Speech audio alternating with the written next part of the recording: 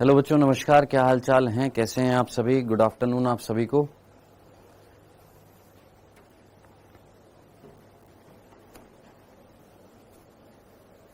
हाँ जी, क्या हाल है भैया? इधर बढ़िया है। चलो जी, बहुत अच्छी बात है। आइए।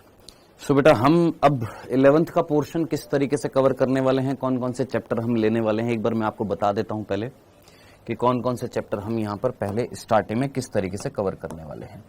तो सबसे पहला चैप्टर जो हम पढ़ने वाले हैं वो तो आपको समझ में आ ही गया है, कौन सा? ये वाला, जीव जगत, लिविंग वर्ल्ड।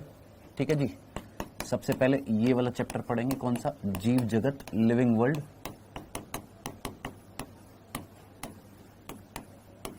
इसके बाद दूसरा चैप्टर पढ़ेंगे, जीव जगत का वर्गीकरण।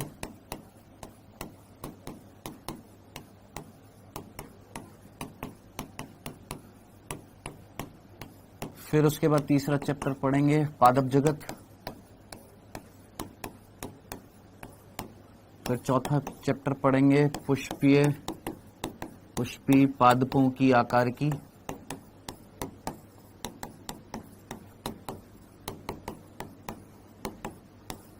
फिर पढ़ेंगे पुष्पीय पादपों की शारीरिकी।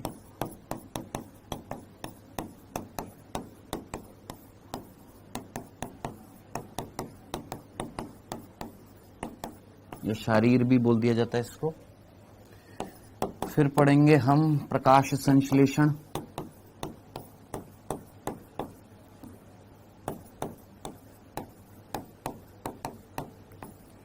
फिर पढ़ेंगे श्वसन, पौधों में श्वसन।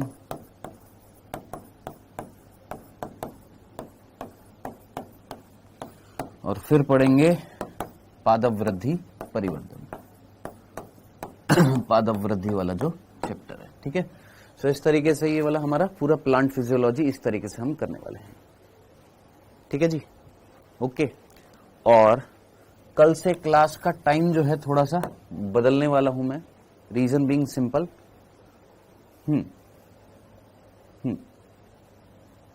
ठीक है। क्लास का कल से टाइम जो होएगा,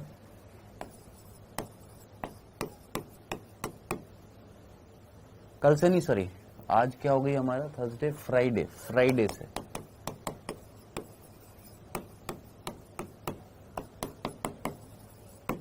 वो 1 PM से होएगा, क्योंकि 8 के बाद जो है वो क्लासेस अरेंज नहीं हो पा रही हैं इस वजह से। हाँ, 2 क्लास नहीं होगी कंटिन्यूसली, एक ही क्लास होएगी। 1 PM से 3:45 तक होएगी।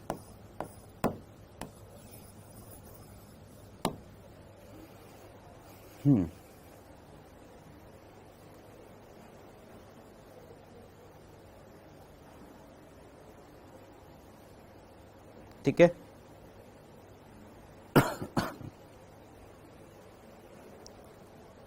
हाँ जी सर, प्लांट को पहले पढ़ाओ। भाई ये क्या लिखा हुआ है तुम्हारे अंदर? सामने जो लिखा हुआ उसको सुन भी नहीं सकते हो क्या? कौन है ये? आदित्य? हाँ भाई, रोहित कुमार।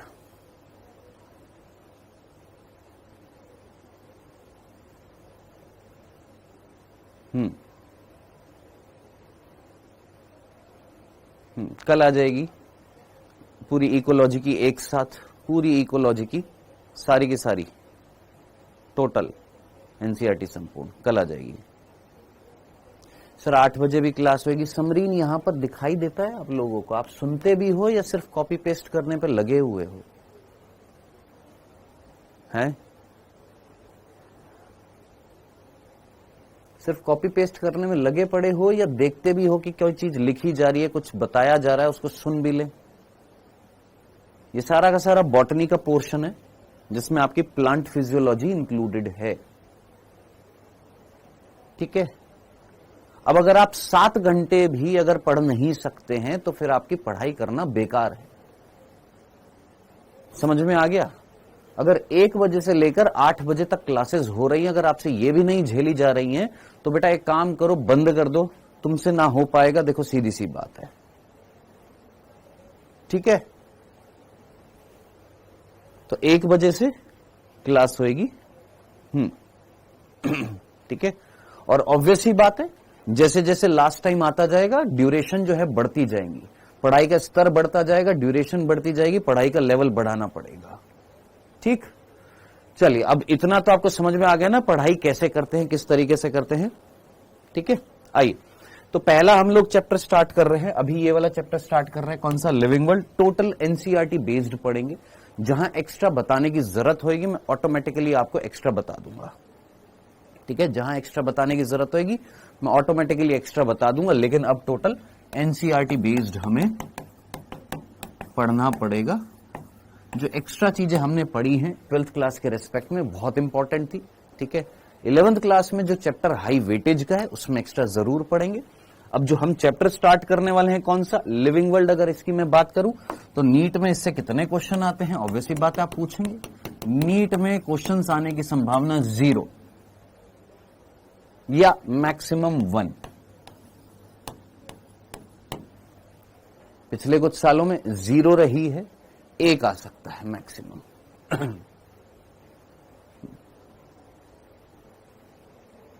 ठीक है जी, डन, क्लियर है। आगे बढ़ते हैं, चैप्टर की शुरुआत करते हैं। चैप्टर जो है शुरू कैसे होता है, चैप्टर की शुरुआत या इस इकाई की शुरुआत जो होती है वो किससे होती है, एक वैज्ञानिक के साथ में होती है और उसका नाम है अर्नस्ट मेयर। वैज्ञानिक का नाम है अर्नस्ट मेयर। 100 साल का इनका जीवन काल है, पूरा शतक मारकर ये पूरा इन्होंने शतक मारा है। 100 ईयर्स इनकी एज रही है, 100 साल इनकी एज रही है। क्वेश्चन नहीं पूछा जाएगा, क्या क्वेश्चन पूछा जाएगा वो भी समझना पड़ेगा। देखिएगा, ये जो है इनको हम 20वीं शताब्दी का क्या बोलते हैं, डार्विन बोलते हैं, ये याद रखना, भूल मत जाना, क्वेश्चन बनता है। क्या जर्मनी में ये पैदा हुए, डेट ऑफ बर्थ आपको याद नहीं रखनी इनकी, क्या डेट ऑफ बर्थ है ये कतई याद नहीं रखनी। हाँ, ये जरूर याद रखना, अर्नस्ट मेयर, अर्नस्ट मेयर भूल मत जाइएगा। इनको हम 20वीं शताब्दी का क्या बोलते हैं, डार्विन बोलते हैं। क्यों, क्योंकि विकासीय संबंध, किसके बारे में, विकासीय संबंध, वर्गीकरण विज्ञान, प्राणी भूगोल, विकास, वर्गीकी, जीव विज्ञान, पक्षी विज्ञान, इनका इतिहास, ये सारी चीजें इन्होंने अध्ययन किया था, जिसमें वर्गीकी और विकास ये बहुत इंपॉर्टेंट था किसके, इनके कैरियर में।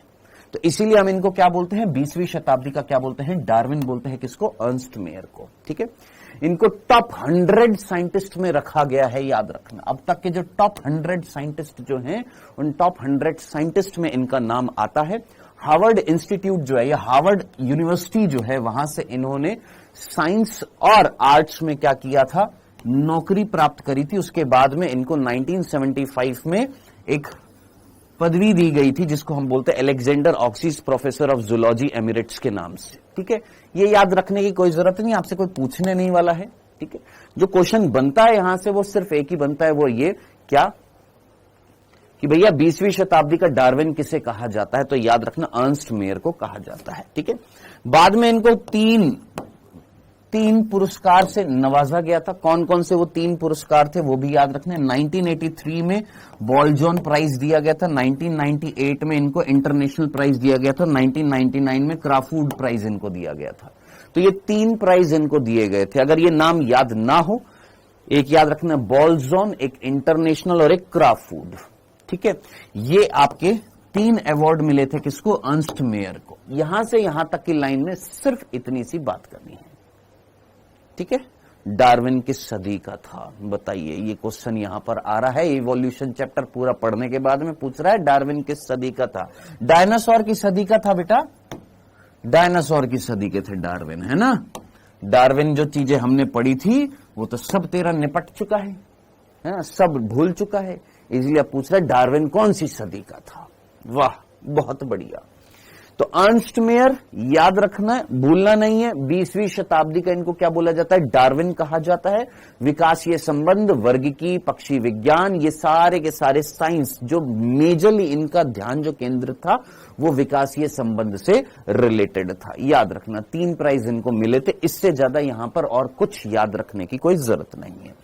चैप्टर शुरुआत करते हैं। चैप्टर का नाम है क्या, जीव जगत, जिसमें स्टार्टिंग किस तरीके से की गई है।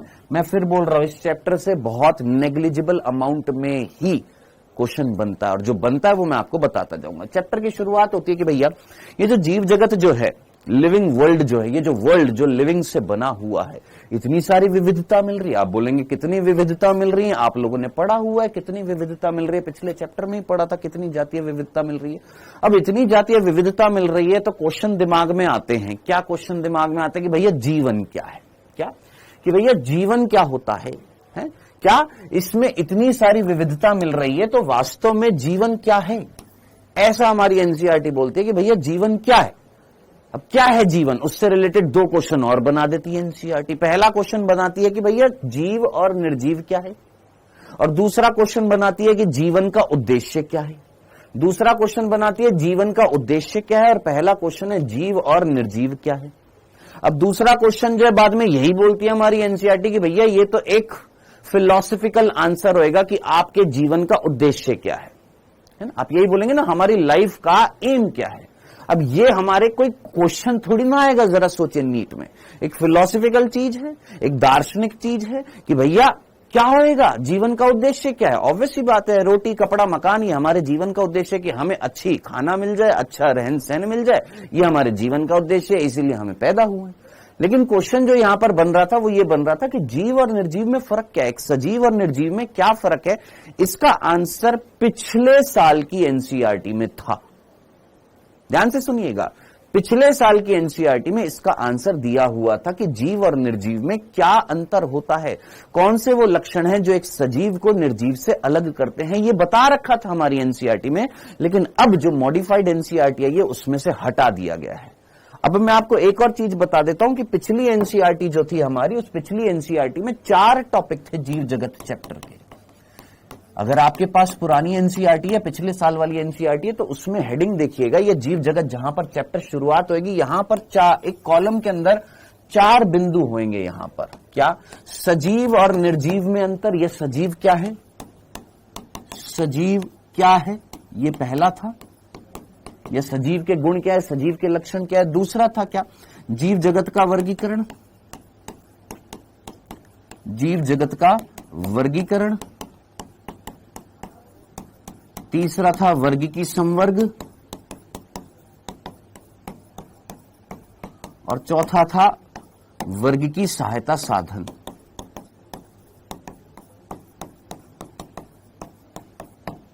ये था,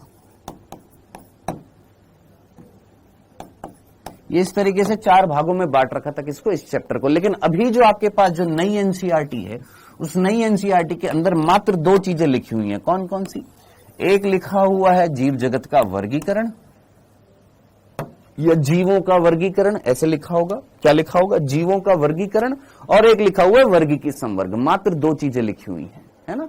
पहली वाली एनसीईआरटी में 4 टॉपिक थे, नई वाली एनसीईआरटी में मात्र 2 टॉपिक है, आपको पता होने चाहिए, ठीक है। तो हम यहां पर जो चीज पढ़ने वाले हैं वो क्या पढ़ने वाले हैं, देखिए ये हम नहीं पढ़ेंगे वर्गीकी सहायता साधन, जो टोटली हटा दिया गया, जिसमें कुंजी का कंसेप्ट आता है, जिसमें म्यूजियम आते हैं, जिसमें आपके बायोलॉजिकल या हम बोलते हैं बॉटनिकल पार्क आते हैं, जूलॉजिकल पार्क आते हैं। ये सारे क्या कहलाते थे, वर्गीकी सहायता साधन। ये हम नहीं कवर कर रहे हैं क्योंकि इसका कोई रोल नहीं है, टाइम वेस्ट होएगा। जब कोर्स से हटा दिया गया और सिलेबस में नहीं है तो टाइम वेस्टेज होएगा। तो हम क्या पढ़ने वाले, एक तो वो जो हमारे सिलेबस में है वो पढ़ेंगे, और ये जो स्टार्टिंग का पोर्शन जो है इसका बस 5 मिनट का पोर्शन देखेंगे। क्या कि भैया सजीव और निर्जीव में क्या अंतर है, ये अब नई एनसीईआरटी में नहीं समझा रखा है। हल्का सा हिंट देख लेते क्या बता रखा है। सजीव क्या है, मैंने स्पेसिफिकली यहां पर ब्रैकेट में लिख दिया आउट ऑफ एनसीईआरटी। कौन सी, नई एनसीईआरटी के अकॉर्डिंग ये वाली चीज हमारी नई एनसीईआरटी में नहीं है। हम जस्ट एक झलक देख रहे हैं क्या कि सजीव क्या, आपसे कोई पूछे सजीव क्या है, लिविंग क्या है, तो भैया लिविंग वो हैं जो ये लक्षण दिखाएंगे।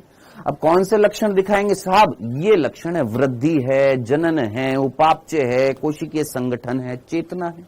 अब कौन कौन से लक्षण है अगर हम देखें तो ये 5 लक्षण यहां पर हमारी एनसीईआरटी में दिए होते थे। कौन सा, सबसे पहले कोशिका, कि सभी सजीव किससे बने हुए हैं, कोशिका से। कोई भी ऐसा जीव नहीं है जो बिना कोशिका के यहां पर जीवित है। यानी क्या कोशिका सजीवों का एक विशिष्ट लक्षण है, एक डिफाइनिंग कैरेक्टर है। यस, कोई ऐसा जीव है जो बिना कोशिका के जिंदा है, नहीं साहब, कोई भी ऐसा जीव नहीं है जो बिना कोशिका के जिंदा है। तो कोशिका जो है वो सजीवों का क्या है, विशिष्ट लक्षण है, डिफाइनिंग कैरेक्टर है। दूसरा क्या था, उपापचय। उपापचय आप जैव अणु चैप्टर पढ़ चुके हैं, और अगर आपको उपापचय नहीं पता है तो ये आपकी एक ब्लंडर मिस्टेक है कि आपको उपापचय का मीनिंग नहीं पता। उपापचय मीन्स मेटाबॉलिज्म, केमिकल रिएक्शन, रासायनिक अभिक्रियाएं, अब चाहे निर्माण हो चाहे टूटना हो, चाहे किसी चीज का निर्माण करे चाहे तोड़े, है ना। अपचय है उपचय है मिलकर क्या बनाता है उपापचय। अब ये कहां पर होएगा, जीव द्रव्य। जीव द्रव्य कहां है, कोशिका के अंदर। तो भैया जिसमें कोशिका है उसमें उपापचय अभिक्रिया मिलेगी, यानी ये भी क्या है, एक डिफाइनिंग कैरेक्टर है, ये भी क्या है, विशिष्ट लक्षण है। डन। तीसरा जो है वो दे रखा है वृद्धि। क्या वृद्धि एक विशिष्ट लक्षण है, नहीं साहब। वृद्धि सजीवों में होती है, बिल्कुल होती है। हम छोटे से बड़े हो गए, यस, हमारे अंदर वृद्धि हुई है, बिल्कुल हुई है। अब वृद्धि को किस मापदंड में देखते हैं, एक तो भार के आधार पर देखते हैं और एक संख्या के आधार पर। हम जब छोटे थे हमारे अंदर कोशिकाओं की संख्या अभी मेरे अंदर उतनी है या बढ़ गई है, बढ़ गई है। जब मैं छोटा था तो जितनी मिल रही थी, क्या अभी उतनी मिल रही है, ज्यादा है, ज्यादा है। तो कोशिकाओं की संख्या बढ़ गई है, हाँ, इट मीन्स मेरा वृद्धि हुई है, हाँ, एक तो ये। दूसरा, क्या मेरा भार भी बढ़ा है, बिल्कुल बढ़ा है। तो भार में बढ़त और कोशिका की संख्या में बढ़त, हम क्या बोलेंगे साहब, वृद्धि हो रही है। लेकिन क्या वृद्धि एक डिफाइनिंग कैरेक्टर है, क्या वृद्धि एक विशिष्ट लक्षण है, नहीं जनाब। क्यों, क्योंकि अगर यहां पर जरा सोचिए, इस रूम के अंदर बारिश हुई, पानी भर गया, उस पानी का टोटल वजन जो है मान लो 1000 किलो है। कितना है, 1000 किलोग्राम पानी का टोटल वजन है यहां पर, ठीक है। बारिश रुक गई, ठीक है साहब।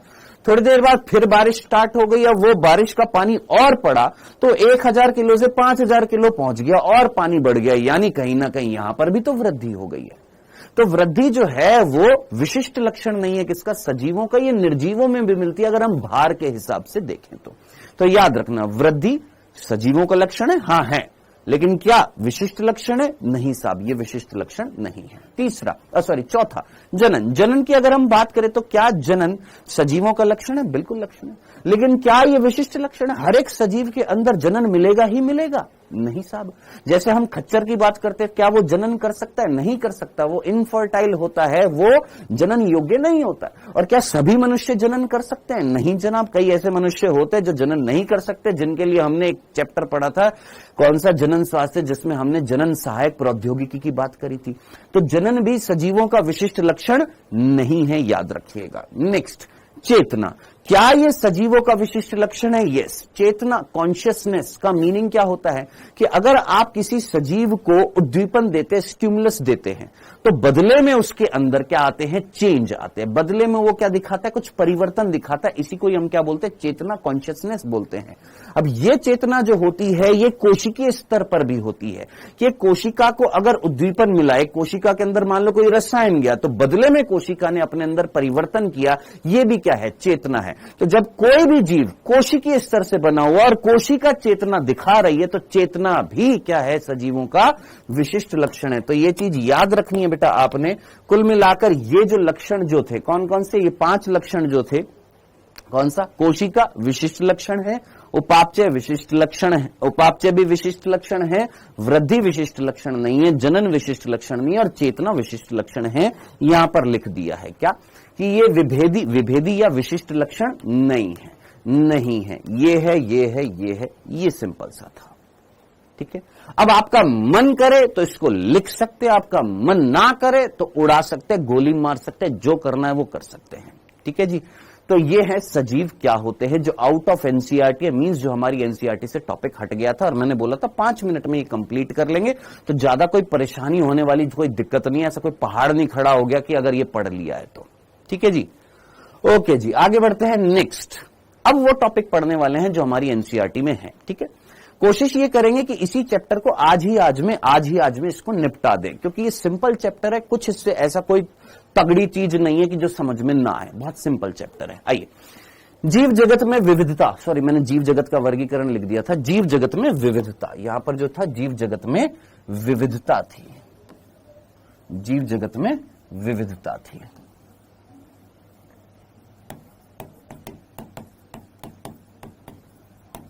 और दूसरा था वर्गीकी संवर्ग,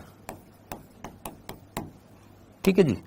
तो ये हमारे 2 टॉपिक हैं जो आपके यहां पर आते हैं, किसमें, इस पहले चैप्टर में आते हैं। चल, सो जीव जगत में विविधता, विविधता मीन्स अरे भैया पिछला चैप्टर पढ़ लिया यार, जीव जगत में विविधता नहीं मिल रही है। इतने हजारों प्रकार के क्या मिल रहे हैं भैया, आम मिल रहे हैं, हजारों प्रकार की धान मिल रही है, हजारों प्रकार के आपके जीव मिल रहे हैं नहीं, यही क्या कहला रही थी विविधता। अब कितनी जातीय विविधता मिल रही है, याद कर हमने पिछला जो 12th क्लास का चैप्टर पढ़ा था, पिछला जो चैप्टर पढ़ा था उसमें कितनी जातीय विविधता मिली थी और रॉबर्ट मे के अनुसार कितनी जातीय विविधता अभी खोजी जानी है, जरा याद करिए। पिछले चैप्टर के अनुसार क्या लिखा होता है, 1.5 मिलियन से ज्यादा, और मैंने आपको यह भी बताया था कि 11th क्लास के इस चैप्टर में कितना लिखी हुई है, 1.7 से 1.8 मिलियन तक है। याद है, याद है, बोला था, आ गया ना वही चीज। तो यहां पर हेडिंग डाल रखिए जीव जगत में विविधता, सीधा सीधा लिखा हुआ कि भैया प्रत्येक प्रकार के पौधे जंतु जीव जो हम देखते हैं वो क्या है, एक प्रकार की जाति है। कुत्ता एक जाति है, बिल्ली एक जाति है, मनुष्य एक जाति है, गधा एक जाति है, पादपों की अलग अलग जातियां हैं। तो जितने भी जीव हम देख रहे हैं वो क्या है, जातियां हैं। अब कितनी जातियां हम खोज चुके हैं, IUCN 2004 के डाटा के अनुसार 1.5 मिलियन से ज्यादा। कितनी ज्यादा, अराउंड 1.7 से 1.8 मिलियन। कितनी, 1.7 से 1.8 मिलियन, ये इस चैप्टर के अनुसार है। तो मैंने आपको ये चीज पहले भी क्लियर कर दी है, इसके लिए कंफ्यूज मत हो जाना कि सर उसमें तो 1.5 यहां पर 1. ये मैं कंसेप्ट ऑलरेडी पहले बता चुका हूं। चल आगे बढ़ते हैं।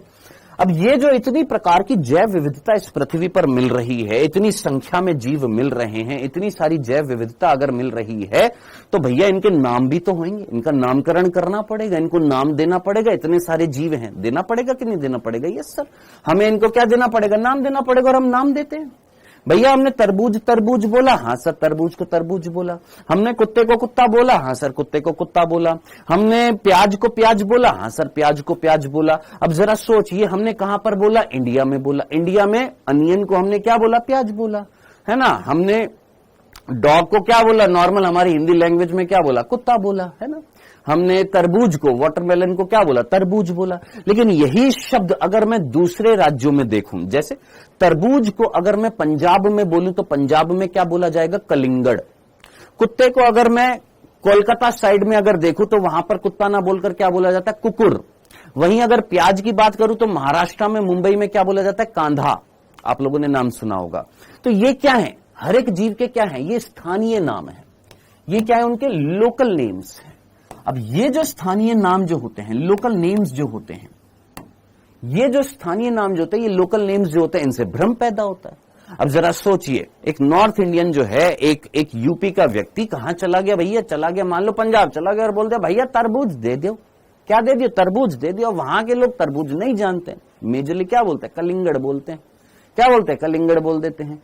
या आप प्याज लेने गए, महाराष्ट्र में गए, क्या चाहिए, प्याज चाहिए, तो अब वो प्याज नहीं बोलते, क्या बोलते हैं, साहब कांदा बोलते हैं। तो कंफ्यूजन क्रिएट होएगा, होता है, बिल्कुल होता है, कई जगह पर होता है, बिल्कुल होता है। मैं जब पहाड़ी इलाके में रहता था तो मेरे को बहुत ज्यादा कंफ्यूजन होता था, क्योंकि वहां पर घिया तोरई को उल्टा बोला जाता था। अगर आपको विश्वास ना हो तो जाकर देख लीजिएगा, घिया जो होता है उसको अलग बोला जाता है, तोरई को कुछ अलग नाम से बोला जाता है। तो ये बड़ा कंफ्यूजन हो जाता है। किस वजह से हो जाता है कि हर एक जगह पर हर एक जीव का क्या है, एक लोकल नेम है, स्थानीय नाम है। तो इस चीज से क्या हो जाएगा सर, भ्रम पैदा होंगे। और इन भ्रम को दूर करने के लिए भैया, ये भ्रमकारी स्थिति पैदा हो जाएगी। इस भ्रमकारी स्थिति को दूर करने के लिए हमें क्या करना पड़ेगा, हमें हर एक जीव को एक नाम देना पड़ेगा। और कैसा नाम देना पड़ेगा, वैज्ञानिक नाम देना पड़ेगा, एक ऐसा नाम जो पूरी कंट्री में लागू हो। अगर आप ऑस्ट्रेलिया में भी जाएं तो एक वैज्ञानिक नाम, उसी नाम से वो व्यक्ति उसी नाम से जाना जाए। ठीक है भैया, यहां पर जो भी बात कर रहा है, आलतू फालतू कमेंट कर रहा है, नाम लिखते जाइएगा और निपटा दीजिए। ठीक है, हाँ जी। तो आई होप आपको इतनी सी बात समझ में आ गई कि विश्व में कई मिलियन पौधे हैं, कई मिलियन प्राणी हैं। अब उनके क्या है, स्थानीय नाम है। ये स्थानीय नाम एक देश के विभिन्न स्थानों के अनुसार क्या होते रहते हैं, बदलते रहते हैं। यदि ऐसी कोई हमने कोई विधि नहीं निकाली जिससे हम एक वैज्ञानिक, ऐसी कोई विधि नहीं निकाली जिसके द्वारा हम किसी जीव के विषय में चर्चा कर सके, तो क्या पैदा होएगा सर, भ्रम पैदा होएगा। यार इतनी तो नॉर्मल हिंदी की लैंग्वेज तुम्हें भी समझ में आती है कि भैया हर एक जीव का स्थानीय नाम है। अगर आप किसी और दूसरे स्थान पर जा रहे हैं और अपने स्थानीय नाम को वहां पर पुकारेंगे जो वहां पर नहीं है, तो भ्रम होएगा। कंफ्यूजन होएगा, तो इस कंफ्यूजन को दूर करने के लिए हमें क्या करना पड़ेगा? सर हमें हर एक जीव को एक ऐसा नाम देना पड़ेगा जो उसे पूरे विश्व में उसी नाम से उसको जाना जाए। अब इस प्रक्रिया को हम क्या बोलते हैं? नॉमेनक्लेचर कहते हैं, नाम पद्धति कहते हैं। ये प्रक्रिया जो होती है इसको हम क्या बोलते हैं? नॉमेनक्लेचर बोलते हैं, नाम पद्धति बोलते हैं, जिसमें हर एक जीव को हमें क्या देना पड़ेगा? एक साइंटिफिक नेम देना पड़ेगा। स्थानीय नाम से चलो बुलाओ, लेकिन उसका एक साइंटिफिक नेम होगा जिससे वो जीव उसी नाम से पूरे विश्व में जाना जाएगा। जैसे आप बहुत अच्छे तरीके से जानते हैं, मैंजीफेरा इंडिका किसका है? मैंगो का वैज्ञानिक नाम है।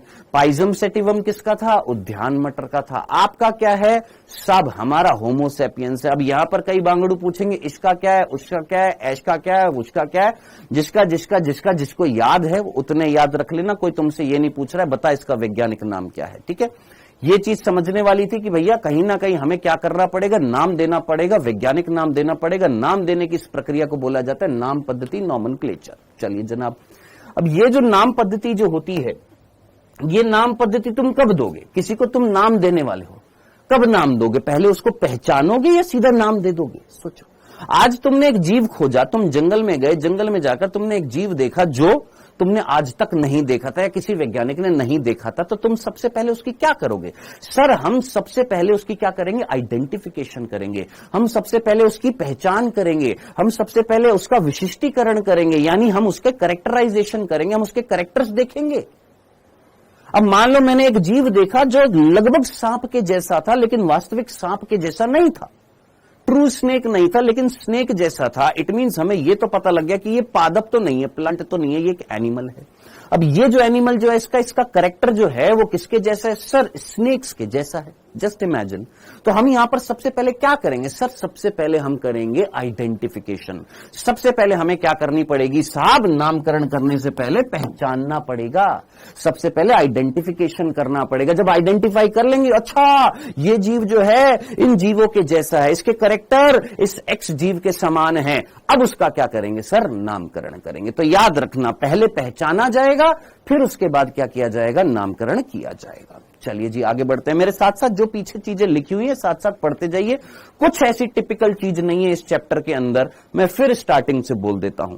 वो बांगड़ू जो यहां पर बोलेंगे सर बहुत जल्दी जल्दी पढ़ा रहे हो, कुछ है नहीं है ऐसा जो मैं इसको बहुत हौले हौले धीरे धीरे पढ़ाऊं। ठीक है जी, डन। आगे बढ़ते हैं यहां पर नेक्स्ट। अब ये कुछ ऑर्गेनाइजेशन है जो जीवों का नामकरण करती हैं। दो ऑर्गेनाइजेशन याद रखना, एक्स्ट्रा याद रखने के लिए बहुत सारी हैं। दो हमारी एनसीईआरटी में दी हुई है, एक है IU, एक है IUZN और एक है IUBN। ICBN और एक है ICZN। IU आ रहा है वो। IUCN कितने बच्चों को याद है? IUCN रेड डाटा बुक वाला? हाँ सर याद आ रहा है। IUCN की फुल फॉर्म याद है सभी को? IUCN की फुल फॉर्म याद है? रेड डाटा बुक 2004 का डाटा, कितने स्तनधारी हैं, कितने विलुप्त हो गए, वो सारा याद रखना आपने पिछले चैप्टर के अनुसार। यहां पर है ICBN, ICZN, international code of botanical nomenclature, international code of zoological nomenclature. यानी ये एक संस्थान है, ये एक ऑर्गेनाइजेशन है जो नामकरण करेगी किसका बेटा? प्लांट्स का। ये एक संस्थान है, ये एक ऑर्गेनाइजेशन है जो किसका नामकरण? ये एक समिति है, ये वैज्ञानिकों का एक समूह है, एक ऑर्गेनाइजेशन है जो नामकरण करेगी। ICZN किसका करेगी? सर जूलॉजिकल नोमेनक्लेचर है, यानी जूलॉजी यानी प्राणियों का करेगी, एनिमल्स का करेगी। ये किसका करेगी? सर प्लांट्स का करेगी। खत्म खल्लास, डन। भैया नोट पोट अभी कुछ मत कर यार, पहले सुन ले, समझ ले, खत्म कर ले, फिर उसके बाद नोट कर लेना, ठीक है? आगे बढ़ते हैं यहां पर। अब बात आ रही है यहां पर ये जो दो बिंदु लिखे हुए हैं, क्या ये मुझे बताने की जरूरत है? क्या वैज्ञानिक नाम ये गारंटी देता है क्या कि हर एक जीव का एक ही नाम होगा? यस।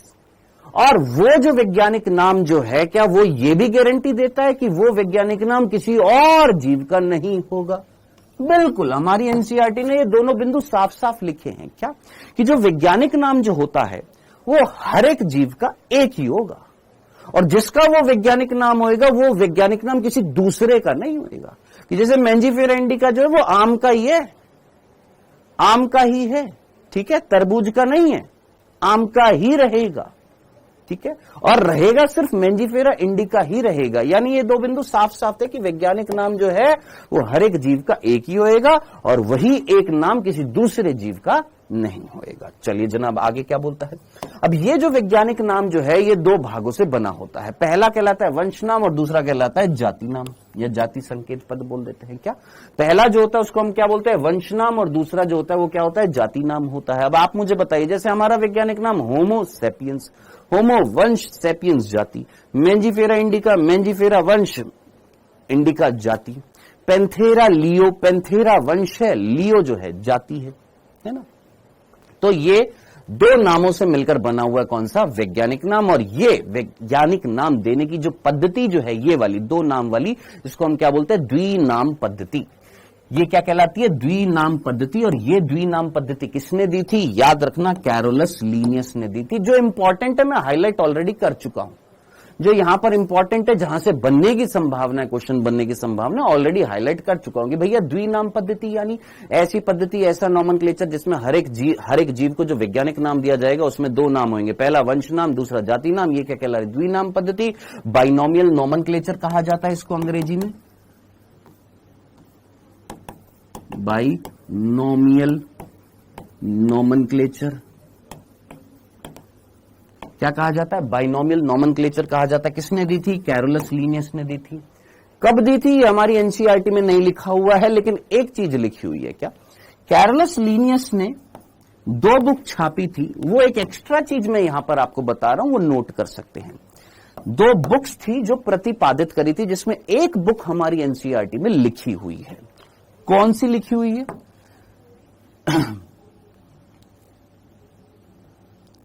स्पीशीज प्लांटेरम, ये हमारी बुक में लिखी हुई है। ठीक है, क्या लिखी हुई है, स्पीशीज प्लांटेरम। और दूसरी है कौन सी, सिस्टेमा नेचुराई।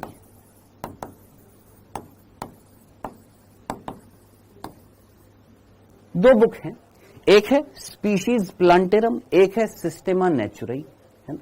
ये दो बुक कैरोलस लीनियस ने छापी थी। छापी थी मींस समझ में आया ना, प्रतिपादित करी थी, पब्लिश करी थी। ठीक है, अब इस बुक के अंदर ये कब करी थी बेटा, 1 मई 1753 को। ये कब करी थी, 1 अगस्त 1758 को। ये वैसे तो याद नहीं रखना है, लेकिन थोड़ा सा एक्स्ट्रा अगर रख सकता है तो रख लेना, जो रख सकते हैं। ठीक है, अब इसके अंदर क्या किया था बेटा, स्पीशीज प्लांटेरम, प्लांटेरम है यानी प्लांट्स का क्या किया था, नॉमेनक्लेचर किया था। कितना, 5900 प्लांट्स का क्या किया था, नामकरण किया था द्विनाम पद्धति से।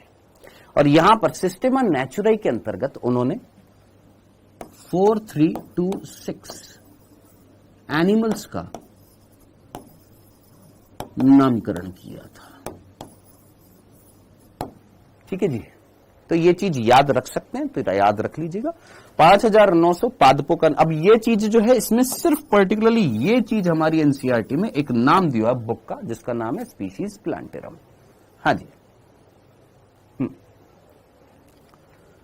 ठीक है जी, तो ये एक एक्स्ट्रा चीज है, याद रख सकते हो, जरूर याद रखना, जिसमें ये बुक का नाम जरूर याद रखना, कौन सा, स्पीशीज प्लांटेरम, जिसके अंदर उन्होंने 5900 पादपों का द्विनाम पद्धति से यानी बाइनोमियल नॉमेनक्लेचर से क्या किया था, नामकरण किया था 1 मई 1753 में।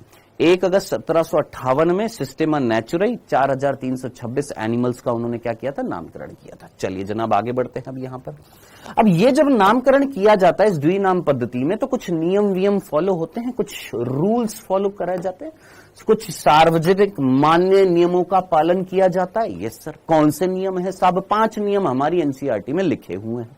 कितने नियम, कि जब भी हम बाइनोमियल नॉमेनक्लेचर करते हैं या हम नॉमेनक्लेचर करते हैं द्विनाम पद्धति के अकॉर्डिंग, है ना, जो कैरोलस लीनियस ने दिया था, उसके कुछ रूल्स है। क्या रूल्स है, ये 5 रूल्स है, बहुत सीधे सीधे रूल्स है। बनने को क्वेश्चन यहां से भी बन सकता है। सबसे पहला कि भैया जो भी जैविक नाम होगा या विज्ञान, देखो जैविक नाम बोल दो, वैज्ञानिक नाम बोल दो, साइंटिफिक नेम बोल दो, ये जो भी नाम जो होता है, जो सार्वभौमिक होता है, यूनिवर्सल होता है, याद रखना, इसमें पहला नाम जो है वो कौन है, वंश नाम है, और दूसरा शब्द जो है वो कौन है, जाति नाम है या जाति संकेत पद है। सिंपल रूल, सिंपल सा था, कोई दिक्कत नहीं थी। मैंजीफेरा इंडिका, मैंजीफेरा वंश नाम है और दूसरा इंडिका जो है वो जाति नाम है। चलिए जी, दूसरा रूल क्या कहता है, ये याद रख लेना कि जो भी नाम लिखा जाएगा वो कौन सी भाषा में होगा, या उसके जो लेटर्स जो होंगे वो कौन सी भाषा में होंगे, लैटिन भाषा में, और लिखा कैसा जाएगा, तिरछा यानी इटैलिक्स में। तिरछे अक्षर को हम क्या बोलते हैं, इटैलिक्स। ठीक है, ऐसे नहीं, ऐसे नहीं लिखा जाएगा। कैसे लिखा जाएगा, थोड़ा सा टेढ़ा लिखा जाएगा, इस तरीके से थोड़ा सा टिल्ट करके लिखा जाएगा। ठीक है जी, तो ये चीज याद रखनी है, क्योंकि 2017 या 18 में बहुत सिंपल सा क्वेश्चन बन गया था इस रूल से, बहुत सिंपल सा। ठीक है, तो लैटिन भाषा में होएगा, तिरछे अक्षरों में लिखा जाएगा। याद रखना, क्यों लैटिन भाषा में लिखा जाता है, इसलिए लिखा जाता है, भूल मत जाइएगा, क्योंकि एक तो ये लैंग्वेज जो है ये डेड लैंग्वेज है। डेड लैंग्वेज का मतलब ये है कि एक बार इस लैंग्वेज में किसी शब्द का मीनिंग अगर डिसाइड हो गया तो फिर आप उसको चेंज नहीं कर सकते हो। ठीक है, और ज्यादातर उस टाइम पर जब ये बाइनोमियल नोमेनक्लेचर दिया गया था, उस टाइम की अगर बात करें तो मैक्सिमम साइंटिस्ट जो थे वो कौन सी लैंग्वेज को यूज में लेते थे, इसी लैटिन भाषा को यूज में लेते थे। ठीक है सर, जेनेरा प्लांटेरम क्या है, मैंने तेरे को बताया यहां पर जेनेरा प्लांटेरम, बता क्या मैंने यहां पर तेरे को जेनेरा प्लांटेरम, क्या बुक का नाम बताया, नहीं ना। क्या बेंथम हुकर के बारे में बताया, नहीं ना। जब है ही नहीं अभी यहां पर जो मैं बोल रहा हूं, प्योरली एनसीईआरटी बेस्ड चीजें पढ़ ले, नीट क्रैक करना है ना तेने, जहां एक्स्ट्रा बताने की जरूरत होगी मैं ऑटोमेटिकली बता दूंगा ना, बोला है ना। तो जो चीज पढ़ा रहा हूं उस पर फोकस करना मेरे भाई, काहे बिना फालतू में शक्तिमान बन रहे हो यहां पर, चुपचाप यहां पर ध्यान से सुन लो। हाँ जी, ठीक है, तो दूसरा नाम जो होगा वो कौन सा होगा, दूसरा नियम जो है वो क्या है कि भैया जो भी जैविक नाम होगा, जो भी वैज्ञानिक नाम होगा वो कौन सी भाषा में होगा, लैटिन भाषा में होगा। ये लैटिन भाषा जो होती है, ये लैटिन भाषा जो होती है, इसको ज्यादातर उस टाइम पर वैज्ञानिक यूज में लिया करते थे। और ये कैसी है, डेड लैंग्वेज है। डेड लैंग्वेज का मतलब इस लैंग्वेज में अगर किसी वर्ड का मीनिंग डिसाइड कर दिया तो फिर वो मीनिंग चेंज नहीं होता है, वो वही रहता है। और हम यही तो चाहते हैं, हम यही तो चाहते कि भैया अगर एक जीव का ये वैज्ञानिक नाम है तो इस वैज्ञानिक नाम में जो नाम दिया गया उसका कुछ मीनिंग होएगा, और वो मीनिंग क्या साल दर साल चेंज होना चाहिए, नहीं होना चाहिए। इसलिए हम ऐसी लैंग्वेज यूज में लेंगे जिसमें मीनिंग चेंज ही ना हो। तो वो कौन सी लैंग्वेज है, वो डेड लैंग्वेज है। कौन सी भाषा है सर, लैटिन भाषा है। तो हमने लैटिन भाषा में वैज्ञानिक नाम लिखते हैं, और जब लिखते हैं तो तिरछे अक्षरों में लिखते हैं। अब कई बच्चे बोलते हैं सर डेड लैंग्वेज का मतलब मरी हुई लैंग्वेज, ऐसे बोलते हैं। मरी हुई लैंग्वेज का मतलब कि एक बार जो चीज मर गई अब फिर वो जिंदा नहीं होगी, कोई परिवर्तन नहीं होगा। एक बार शब्द का मीनिंग अगर डिसाइड हो गया तो फिर वो चेंज नहीं होता है। ये सिंपल से दो रूल थे। तीसरा रूल जो है वो ये लिखा हुआ कि भैया जब हाथ से लिखते हैं तो अंडरलाइन करेंगे। आपने हाथ से लिखा तो अंडरलाइन करिए, नहीं तो अगर आप छापेंगे तो तिरछे अक्षरों में छापेंगे, इटैलिक्स में छापेंगे। क्या, जब आप हाथ से लिखेंगे तो अंडरलाइन करेंगे, और अगर आप छपाई करते हैं यानी प्रिंट करते हैं तो इटैलिक्स में करेंगे। हैंड रिटन होगा, हाथ से लिखेंगे तो अंडरलाइन करेंगे। कब, जब हैंड रिटन होगा। जब हाथ से लिखेंगे तो अंडरलाइन करेंगे, और जब प्रिंट करेंगे तो इटैलिक्स में करेंगे, इटैलिक्स में तिरछे अक्षरों में। ये तीसरा रूल है। चौथा रूल है भैया, सीधी सी बात है कि मैं जैसे ये एग्जांपल है, इसमें सीधा सा रूल है कि भैया वंश नाम का जो पहला अक्षर होएगा वो कैसा होएगा साहब, कैपिटल होएगा, और जाति नाम का पहला अक्षर जो होएगा वो कैसा होएगा, छोटा होएगा। अब हर एक चीज के आगे क्वेश्चन मार्क मत लगा देना सर ऐसा क्यों। अरे साइंटिस्ट ने अपने बिहाफ पर यह पद्धति दी है, उनका ये मानना था कि वंश जाति से बड़ा है तो कैपिटल लेटर में लिखो, जाति उसके अधीन आती है, उसके अंतर्गत आती है, इसलिए छोटे अक्षरों में लिखो। ठीक है, तो पहला अक्षर जो होएगा वो बड़े अक्षर, और जाति नाम जो होएगा उसका छोटा अक्षर होएगा। ये चौथा नियम था, बहुत सीधी सी बात है। एग्जाम्पल ये रहा। पांचवा आखिरी नियम जो है वो ये बोल रहा है कि जो भी वैज्ञानिक नामकरण करेगा उसका नाम संक्षिप्त में यानी एब्रिवेटेड फॉर्म में यानी शॉर्ट में लिखा जाएगा किसके बाद, जाति नाम के बाद में, जैसे मेंजीफेरा इंडिका, ठीक है। अब ये नाम किसने दिया था, कैरोलस लीनियस ने। तो लीनियस में LINN डॉट, यानी ये लास्ट वाला शब्द जो है वो किस चीज को बता रहा है, उस वैज्ञानिक के नाम को बता रहा है जिसने ये नामकरण किया था। तो ये सीधे सी कि जाति संकेत पद के बाद यानी जाति नाम के बाद जैविक नाम के अंत में लेखक का नाम आएगा और इसे संक्षेप में लिखा जाएगा, पूरा नहीं लिखा जाएगा, संक्षेप में लिखा जाएगा। हाँ जी, डन। आगे बढ़ते हैं, ये थे 5 रूल्स, बहुत सिंपल से। आगे बढ़ते हैं नेक्स्ट बेटा। अब यहां पर अब देखिए, हम लोग कोई जीव अगर हम जीवों की बात करें, इतनी सारी जातीय विविधता मिल रही है सर, हमने किसी जीव को खोजा, ठीक है सर, जीव को खोजने के बाद सबसे पहले हम उसकी क्या करेंगे सर, सबसे पहले हम उसकी पहचान करेंगे। मैंने कहा ठीक है। पहचान करने के बाद हम उसका क्या करेंगे, नामकरण करेंगे। मैंने कहा ठीक है। नामकरण करने के बाद फिर क्या करेंगे, अरे भैया उसको बांट कर रखेंगे भी तो सही, उसका वर्गीकरण नहीं करेंगे, उसका क्लासिफिकेशन नहीं करेंगे, उसको किसी समूह में नहीं रखेंगे। हाँ सर, समूह में रखेंगे। अब इस तरीके से जब हम ये 3 चीजें करते हैं, क्या क्या, सबसे पहले क्या करते हैं, आइडेंटिफिकेशन यानी पहचानना, फिर उसके बाद नामकरण यानी नॉमेनक्लेचर, फिर उसके बाद उसको बांटकर रख देना, समूह में रख देना यानी वर्गीकरण। जब हम करते हैं तो ये तीनों चीजें मिलकर क्या कहलाती है, वर्गीकी कहलाती है। इसी को हम क्या बोलते हैं, वर्गीकी बोलते हैं, याद रखना। इसी को हम क्या बोलते हैं, वर्गीकी बोलते हैं, टेक्सोनॉमी बोलते हैं। तो यहां पर जो चीज लिखी हुई थी वो ये लिखी हुई थी कि भैया इतनी सारी जातीय विविधता मिल रही है, इतनी सारी जातीय विविधता मिली हुई है, तो इतनी सारी जातीय विविधता में कौन कौन से जीव कैसे कैसे कहां पर मिल रहे हैं, किधर से मिल रहे हैं, क्या उनके लक्षण, ये सब कुछ कैसे पता लगेगा, जब हम जीवों को क्या कर देंगे, बांट देंगे। भैया मैंने एक सिंपल सा एग्जांपल तुमसे लिया कि मैंने बोला एक बनिया है ना, जिसकी एक दुकान है, 2 बनिए हैं, एक बनिया है जिसकी दुकान है, दूसरा बनिया है उसकी भी दुकान है। एक बनिया जिसकी दुकान पर आप गए 2000 का नोट छुट्टा कराने के लिए यानी खुले कराने के लिए, ठीक है। अब एक पहली दुकान के पास जब आप गए तो उसके पास जो नोट जो थे, उसके गले में जो नोट जो थे वो बिखरे हुए थे, 100 का यहां रखा हुआ है, मिक्स हुए पड़े, सारे नोट जो है मिक्स हुए पड़े हैं। एक दूसरी जो शॉप जो थी उसमें उसने क्या कर रखा, आप लोगों ने देखा होगा, 100 के नोट का एक बंडल अलग रखा हुआ है, 50 के नोट का बंडल अलग रखा हुआ है, 200 के नोट का बंडल अलग रखा हुआ है, 500 के नोट का बंडल अलग रखा हुआ है। तो अब जरा सोच, कौन मेरे को जल्दी से दे देगा सर, वो जिसने वर्गीकरण किया हुआ है, जिसने क्लासिफिकेशन किया हुआ है। तो क्लासिफिकेशन हम क्यों करते हैं, वर्गीकरण हम क्यों करते हैं, ताकि हम उनको आसानी से बाद में पहचान सके, बाद में हम उसका अध्ययन कर सके, स्टडी कर सके। तो इसीलिए हम क्या करते हैं साहब, वर्गीकरण करते हैं, ताकि बाद में अगर हमें अध्ययन करना हो, बाद में अगर हमें उस जीव की स्टडी करनी हो, तो हम उसको क्या कर देते हैं, क्लासिफाई कर देते हैं, वर्गीकरण कर देते हैं। अब आप मुझे बताइएगा, वर्गीकरण करते हुए क्या चीजें देखेंगे। मैंने बोला कि भैया मैंने आज ये जीव खोजा है, ये जीव जो है ये एक जंतु है, ये जीव जो है एक जंतु है ना। अब ये जीव जो जंतु है, पादप तो नहीं है, देखकर पता लग रहा है, ठीक है। उसके ऊपर बाल वाल मिल रहे हैं, उसके ऊपर शरीर पर बाल मिल रहे हैं, उसके अंदर डायाफ्राम मिल रहा है। तो अब ये लक्षण जो होते हैं, ये उसके ऊपर स्तन ग्रंथियां मिल रही हैं, ये मैंने सबसे पहले कैरेक्टर्स देखे, यानी मैंने उसका आइडेंटिफिकेशन किया, फिर उसके बाद मैंने उसको नामकरण कर दिया, उसका नाम दे दिया नियमों के आधार पर।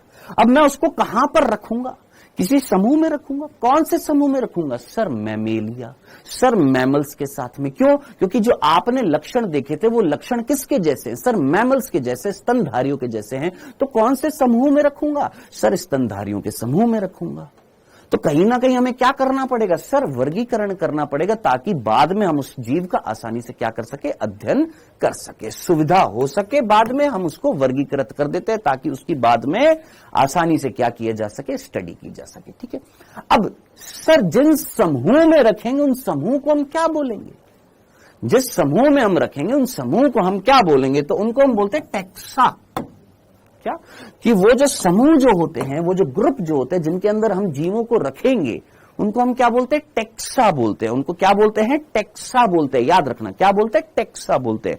अब सर कितने समूह होते हैं, कितने टैक्सा होते हैं, तो भैया हमारी एनसीईआरटी के अकॉर्डिंग अभी 7 टैक्सा हैं। कौन कौन से हैं, किंगडम, बहुत अच्छे तरीके से जानते हैं, फाइलम या division, class, order, family genus species. बहुत अच्छे तरीके से, अरे यार ये चीज नहीं जानेंगे तो फिर क्या जानेंगे, है ना। ये है भैया हमारे कुल मिलाकर ये 7 क्या है, समूह है। सर हिंदी में क्या बोलते हैं गुरु? हिंदी में किंगडम यानी जगत, फाइलम यानी संघ, वर्ग, गण, कुल, वंश, जाति।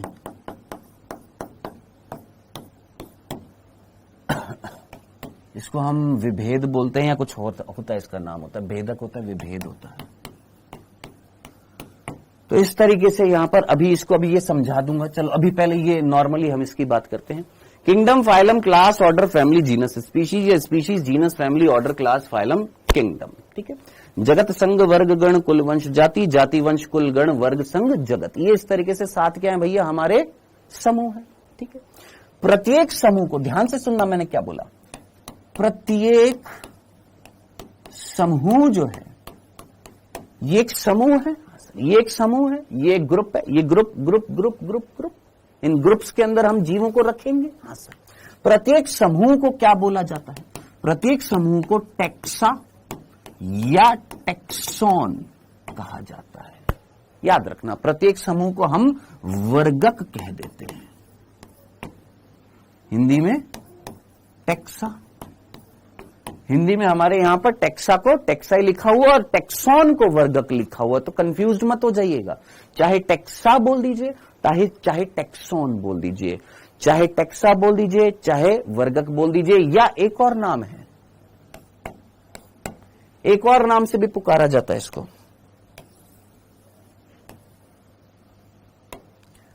टेक्सोनोमिक कैटेगरी, वर्गीकी सोपान। तो ये एक ही चीज है जो मैक्सिमम बच्चे इसमें कंफ्यूज होते रहते हैं कि सर वर्गीकी सोपान क्या है, सर वर्गक क्या है, सर टेक्सा क्या है। जनाब एक ही चीज है, गंगाधर ही शक्तिमान है, शक्तिमान ही गंगाधर है। चलो यहां पर 2 ही चीजें हैं, मतलब यहां पर 3 चीजें हैं, तो ये चीज एक ही है। क्या है सर? भैया ये जो आपने लिखा है ना, ये एक समूह का नाम है, जिसको हम टेक्सा भी बोल सकते हैं, जिसको हम टेक्सोन भी बोल सकते हैं, जिसको हम टेक्सोनोमिक कैटेगरी भी बोल सकते हैं। फाइलम जो है ये भी एक टेक्सा है, टेक्सोन है, टेक्सोनोमिक कैटेगरी। क्लास भी टेक्सा है, टेक्सोन है, टेक्सोनोमिक, ये भी, यानी प्रत्येक पद, क्या बोला हमने, प्रत्येक समूह या प्रत्येक पद, यानी स्टेप जो यहां पर हम लिख रहे हैं, प्रत्येक स्टेप, प्रत्येक पद, प्रत्येक समूह, ये कहलाते हैं। ठीक है। अब जरा सोचिए, क्या ये आपको एक क्रम में दिख रहे हैं? क्या ये आपको एक क्रम में दिख रहे हैं? अच्छा, एक और नाम भी है इसका एक और नाम भी है, वर्ग की संवर्ग भी बोलते हैं।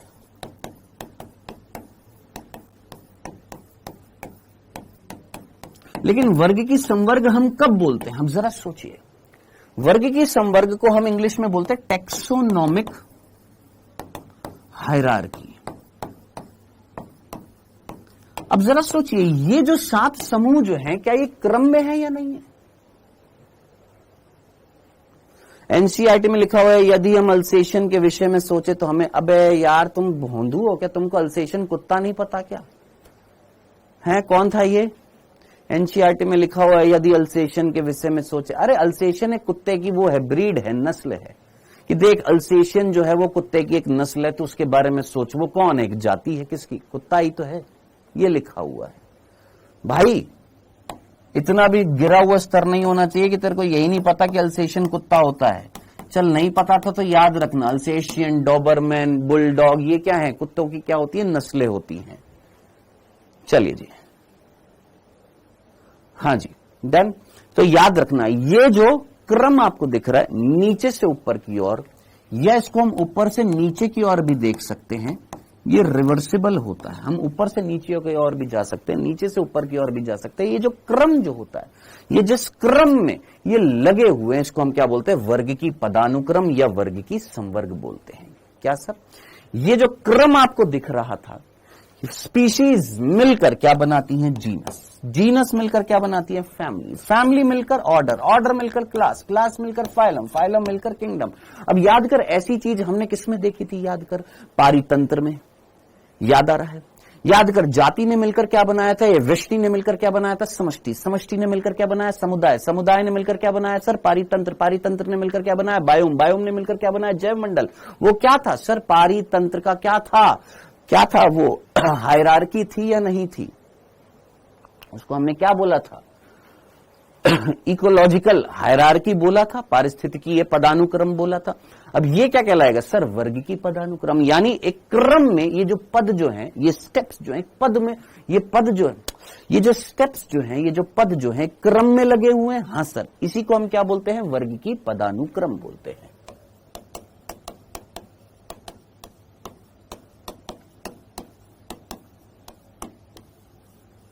टेक्सोनॉमिकल हायरार्की बोलते थे। ठीक है, डन। इसको टेक्सोनॉमिकल संवर्ग या टेक्सोनॉमिकल ग्रुप या टेक्सोनॉमिकल कैटेगरी बोल देते हैं। तो एक बार वापस से रिपीट कर रहा हूं, जिनको कंफ्यूजन हो जाता है, ये जितने भी वर्ड आ रहे हैं वापस से सुनना, ध्यान से सुनना। हमने बोला कि भैया इतने सारे जीव जंतु हैं, इतने सारे पादप हैं, इतने सारे जंतु हैं, इतनी सारी कवक हैं। अब इतने सारे जीवों का हमें क्या करना है सर? वर्गीकरण करना है। अब जब हम वर्गीकरण करेंगे तो किसी ना किसी समूह में रखेंगे। आपका वर्गीकरण आपके स्कूल में हुआ था तो आपको किसी क्लास में रखा था? हाँ सर, ताकि बाद में आपकी क्या की जा सके? पहचान। कि पापा आए स्कूल में और बोला कि बेटा, पापा आए स्कूल में और बोला कि हमें जो है हमारी बेटी को बुला दो या हमारे बेटे को बुला दो। टीचर ने पूछा कौन सी क्लास में है, तो बताना पड़ेगा ना कि भैया इस क्लास में पढ़ती है या इस क्लास में पढ़ता है, उसकी तबीयत खराब है, उसको बुला दो। यानी आपको बांटा गया कि नहीं बांटा गया? ताकि आपकी बाद में क्या हो सके? आसानी से अध्ययन किया जा सके। डन। उसी प्रकार हम जीवों को क्या करते हैं? बांटते हैं, ताकि हम उनका बाद में अध्ययन कर सके। अब कहां पर बांटते हैं सर? ग्रुप्स में बांटते हैं। उन ग्रुप्स को हमने क्या बोला है? ये टोटल 7 ग्रुप हैं। ये टोटल कितने हैं? 7 ग्रुप हैं। प्रत्येक ग्रुप को, प्रत्येक समूह को, प्रत्येक संवर्ग को, ये भी याद रखना वर्ड, हमारी एनसीईआरटी में समूह को क्या बोला गया? संवर्ग बोला गया। प्रत्येक समूह को, प्रत्येक पद को, प्रत्येक स्टेप को, प्रत्येक संवर्ग को क्या कहा जाता है? Taxa, tax on, taxonomic category. ठीक है, हिंदी में क्या बोला जाता है? टेक्सा, वर्ग का, वर्गक, वर्ग की सोपान या वर्ग की संवर्ग बोला जाता है। मैंने यहां पर टेक्सोनॉमिक कैटेगरी ऑलरेडी ऊपर लिख दिया है, तो ये नाम है। डन। अब ये जो वर्ग की संवर्ग जो है या वर्ग की समूह जो है, ये जो वर्गिकी के वर्गक जो हैं, एक क्रम में लगे हुए। अब ये जो क्रम जो होता है इसको हम बोलते हैं वर्ग की पदानुक्रम, टेक्सोनॉमिकल हायरार्की।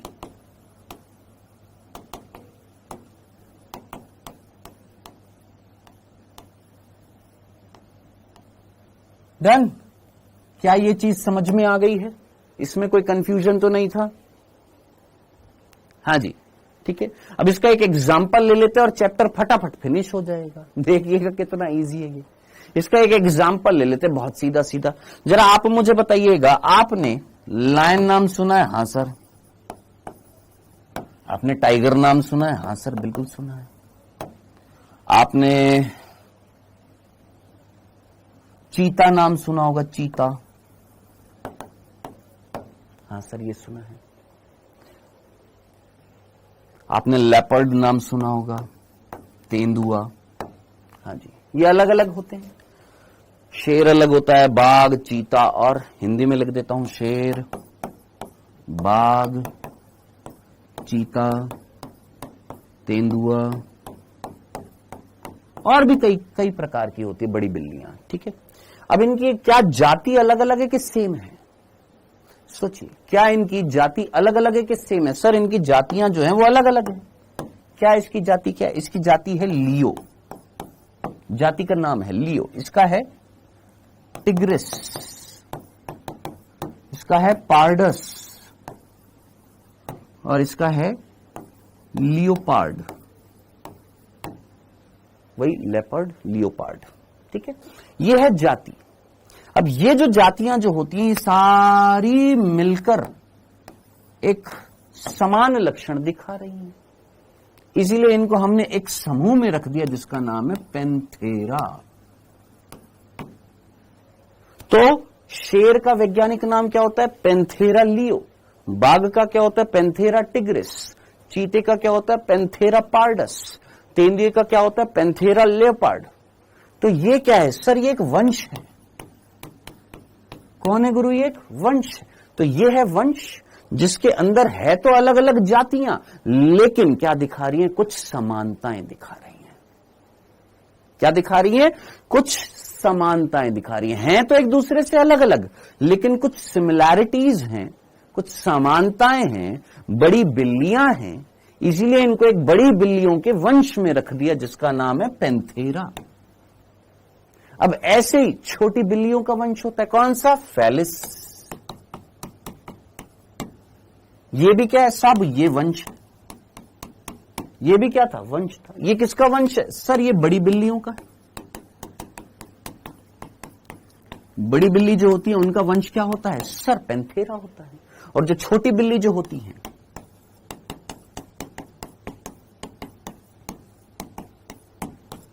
उनका वंश जो होता है वो क्या होता है? फेलिस होता है। अब जरा सोच, दोनों का वंश अलग अलग है, लेकिन इनमें भी तो कुछ समानता है। हाँ सर। अब इनमें अगर समानता है तो इनको एक कॉमन समूह में रखेंगे। हाँ सर। अब उस समूह का नाम क्या है सर? वंश के ऊपर कौन आता है? कुल आता है। तो इन दोनों का समान कुल है जिसका नाम है फेलिडी। क्या नाम है? फेलिडी। अभी मैं पूरा बनाऊंगा, पहले सुन तो ले, सुन तो ले। क्या नाम है? फेलिडी। क्या नाम है गुरु? फेलिडी।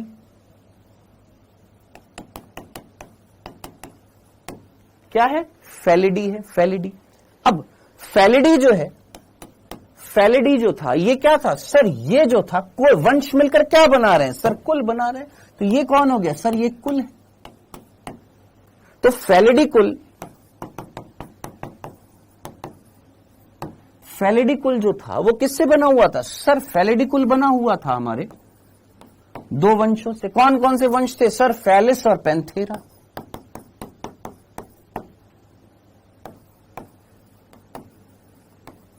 पैंथेरा की अलग अलग जातियां थी।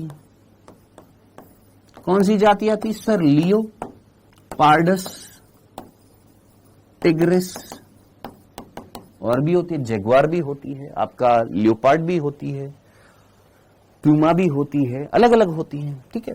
अब फेलिडी कौन थी सर? ये जो फेलिडी जो थी ये हमारा क्या था? कुल था। अब ऐसे ही ये कुल किसका हो गया सर? ये कुल हो गया बिल्लियों का, जिसमें छोटी बिल्ली भी आ गई, बड़ी बिल्ली भी आ गई। छोटी बिल्लियों का वंश फेलिस, बड़ी बिल्लियों का वंश सर पैंथेरा। बड़ी बिल्लियों का जो वंश है उसमें अलग अलग जातियां हैं, ऐसे छोटी बिल्लियों का जो वंश होगा उसमें अलग अलग जातियां होंगी। अब ये मत कहना इसमें कौन सी जातियां हैं। हाँ जी, डन।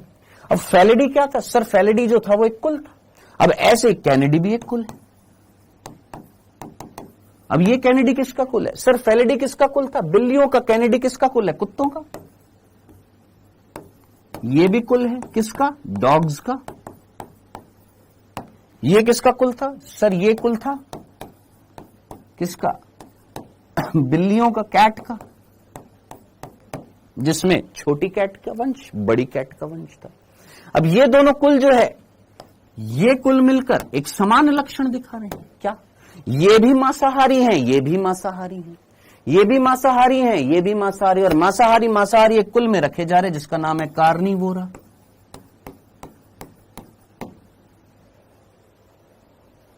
अब कार्निवोरा क्या हो गया सर? ये गण हो गया। कार्निवोरा क्या हो गया सर? ये एक गण हो गया। कौन? कार्निवोरा क्या हो गया? गण हो गया। भैया यहां तक की बात समझ में आ गई है?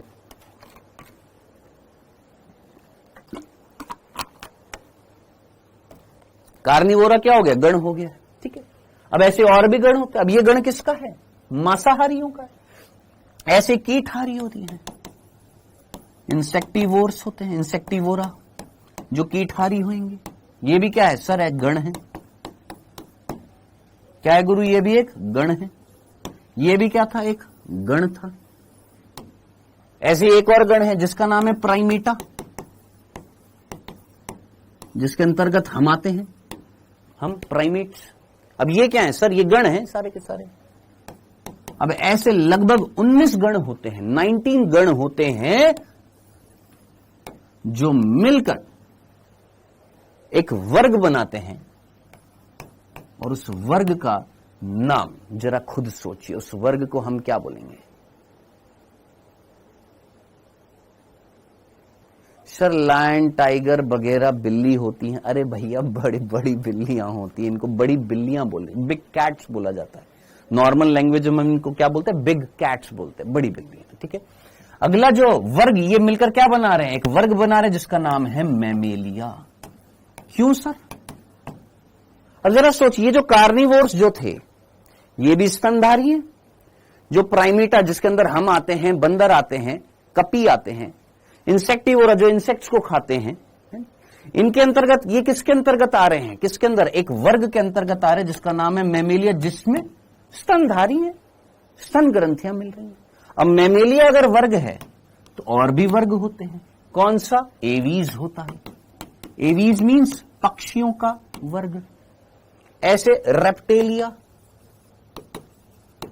ये भी क्या है? सर, सरीसृपों का वर्ग है। ऐसे ही आपका एम्फीबिया, पाइसीज, ये क्या है सर? ये वर्ग हैं सारे के सारे। अब ये वर्ग जो हैं, इन सभी वर्गों के अंदर कुछ कॉमन कैरेक्टर हैं, और अगर कॉमन कैरेक्टर है तो एक समूह के अंतर्गत हमने इसको रख दिया। और किस समूह के अंतर्गत रखा? कॉर्डेटा, रज्जुकी। अब रज्जुकी कौन होते हैं? जिनके अंदर पृष्ठ रज्जु मिलती है। क्या मिलती है? जीवन काल में क्या मिलती है? नोटोकॉर्ड मिलती है, पृष्ठ रज्जु मिलती है, उनको हम क्या बोलते हैं? कॉर्डेट्स बोलते हैं। अब इसके अलावा जो होते हैं नॉन कॉर्डेट्स होते हैं, अरज्जुकी होते हैं, जो आप एनिमल किंगडम में पढ़ेंगे, जैसे Porifera, Coelenterata, Ctenophora, Platyhelminthes, Aschelminthes, Annelida, Arthropoda, Mollusca, Echinodermata, Hemichordata, वो सारे के सारे क्या कहलाते हैं? नॉन कॉर्डेट्स कहलाते हैं। अब जितने भी नॉन कॉर्डेट्स और कॉर्डेट्स हैं, ये सारे के सारे क्या थे भैया? ये हमारे सारे के सारे संघ थे। अब इन संघों में कुछ समान कैरेक्टरिस्टिक फीचर था, और वो क्या था? ये सारे के सारे क्या हैं? जंतु हैं। सारे के सारे क्या हैं? प्राणी हैं, जंतु हैं। तो हमने इनको एक जगत में रख दिया। कौन से जगत में रख दिया? प्राणी जगत में रख दिया। तो इस तरीके से जगत किससे बना हुआ है? समान संघों से। संघ किससे बने हुए हैं? समान लक्षण दिखाने वाले वर्गों से।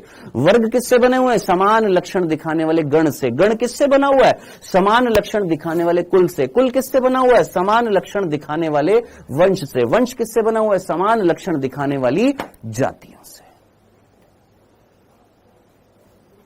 अब इसके ऊपर भी जब हम जाते हैं, इसके ऊपर भी जब हम जाते हैं, किसके? जगत के ऊपर भी कोई और समूह आता है, उसको हम डोमेन बोलते हैं। जो एक 6 जगत प्रणाली आई थी, जो मैंने आपको सेल चैप्टर में बताया था, 6 जगत प्रणाली आई थी, जिसको किसने दिया था? कार्ल वूज ने दिया था, जिसने जीवन के 3 डोमेन बताए थे। याद करिए, उन 3 डोमेन में एक आर्की डोमेन था, एक बैक्टीरिया डोमेन था, और एक यूकैरिया डोमेन था। याद आ रहा है? तो इससे भी ऊपरी पद पर जो संवर्ग आता है, जो समूह आता है, उसको हम क्या बोलते हैं? डोमेन बोलते हैं। यहां पर हमारे कोर्स में भी डोमेन के बारे में नहीं बताया गया। इनफैक्ट हमारी एनसीईआरटी भी क्या बोलती है कि ये जो आप यहां पर लिखते हो ना, इसके अंदर भी क्या होते हैं? उप समूह होते हैं या उप संवर्ग होते हैं। लिखा हुआ है क्या कि वर्ग किससे बना होएगा? सर उपवर्ग से। उपवर्ग किससे बना होएगा? उपवर्ग से। गण किससे बना होगा? उपगण से। उपगण किससे बना होगा? उपगण से। कुल किससे बना होगा? उपकुल से। उपकुल किससे बना होगा? उपकुल से। इस तरीके से होता है क्लासिफिकेशन कि जगत किससे बना हुआ है? फाइलम से। फाइलम किससे बना हुआ है? सब फाइलम से। सब फाइलम किससे बना है? सब फाइलम से। सब फाइलम किससे बना है? क्लास से। क्लास किससे बनी हुई है? सब क्लास से। सब क्लास किससे बनी हुई है? सब क्लास से। सब क्लास के नीचे क्या होता है? ऑर्डर। ऑर्डर किससे बना होता है? सब ऑर्डर। फिर उसके नीचे सब ऑर्डर। तो हमारी एनसीईआरटी में लिखा हुआ है दोस्त कि नॉर्मली आपके जो समूह जो है, नॉर्मली जो आपके पद जो है, स्टेप्स जो है, संवर्ग जो है, वो है 7। अब इन 7 के अंदर भी और उप संवर्ग होते, उपपद होते, ऐसा लिखा हुआ है। लेकिन अभी कोर्स के अकॉर्डिंग हमें जो पढ़ने वो ये 7 पढ़ने थे, जो एक एग्जांपल से हमने देख लिए। डन। टॉपिक पर आते हैं। टेक्सा का मीनिंग से क्लास चल रही है। Hello hello hello hello hello hello. हाँ जी, डन। तो टेक्सा का मीनिंग समझ में आ गया। चलिए जनाब आगे बढ़ते हैं। अब अगला बिंदु जो आ रहा लिखा हुआ है यहां से यहां तक कि जब भी क्लासिफिकेशन करते हैं, जब भी हम क्या करते हैं, वर्गीकरण करते हैं, तो किस आधार पर करते हैं, जरा सोच। मैंने तेरे को क्लासिफाई किया कि तू नीट की तैयारी कर रहा है, यानी नीट का जो बैच है उसमें तुझे रखा हुआ है। क्या तुम्हें जेई के बैच में रखा हुआ है? नहीं। क्यों? क्योंकि तुम्हारे अंदर जो गुण है, तुम्हारे जो कैरेक्टर हैं, तुम्हारे जो लक्षण हैं, वो समानता दिखा रहे हैं। किससे? उन बच्चों से जो नीट की प्रिपरेशन करते हैं। तो तुम नीट की प्रिपरेशन कर रहे हो, यानी तुम समानता दिखा रहे हो। किससे? उनसे जो नीट की प्रिपरेशन कर रहे हो। और असमानता दिखा रहे हो किससे? जो जेई की प्रिपरेशन करते हैं। तो हम जब भी क्लासिफिकेशन करते हैं, भाई मैंने नोटों के बंडल हैं, नोट है मेरे पास कई सारे, अब मैं उन नोटों को अलग अलग रख दूंगा, किसी ना किसी आधार पर रखूंगा, फिर उनमें चीजों को ऐड करूंगा। किस हिसाब से? समानता और असमानता। मेरे पास 10 रुपए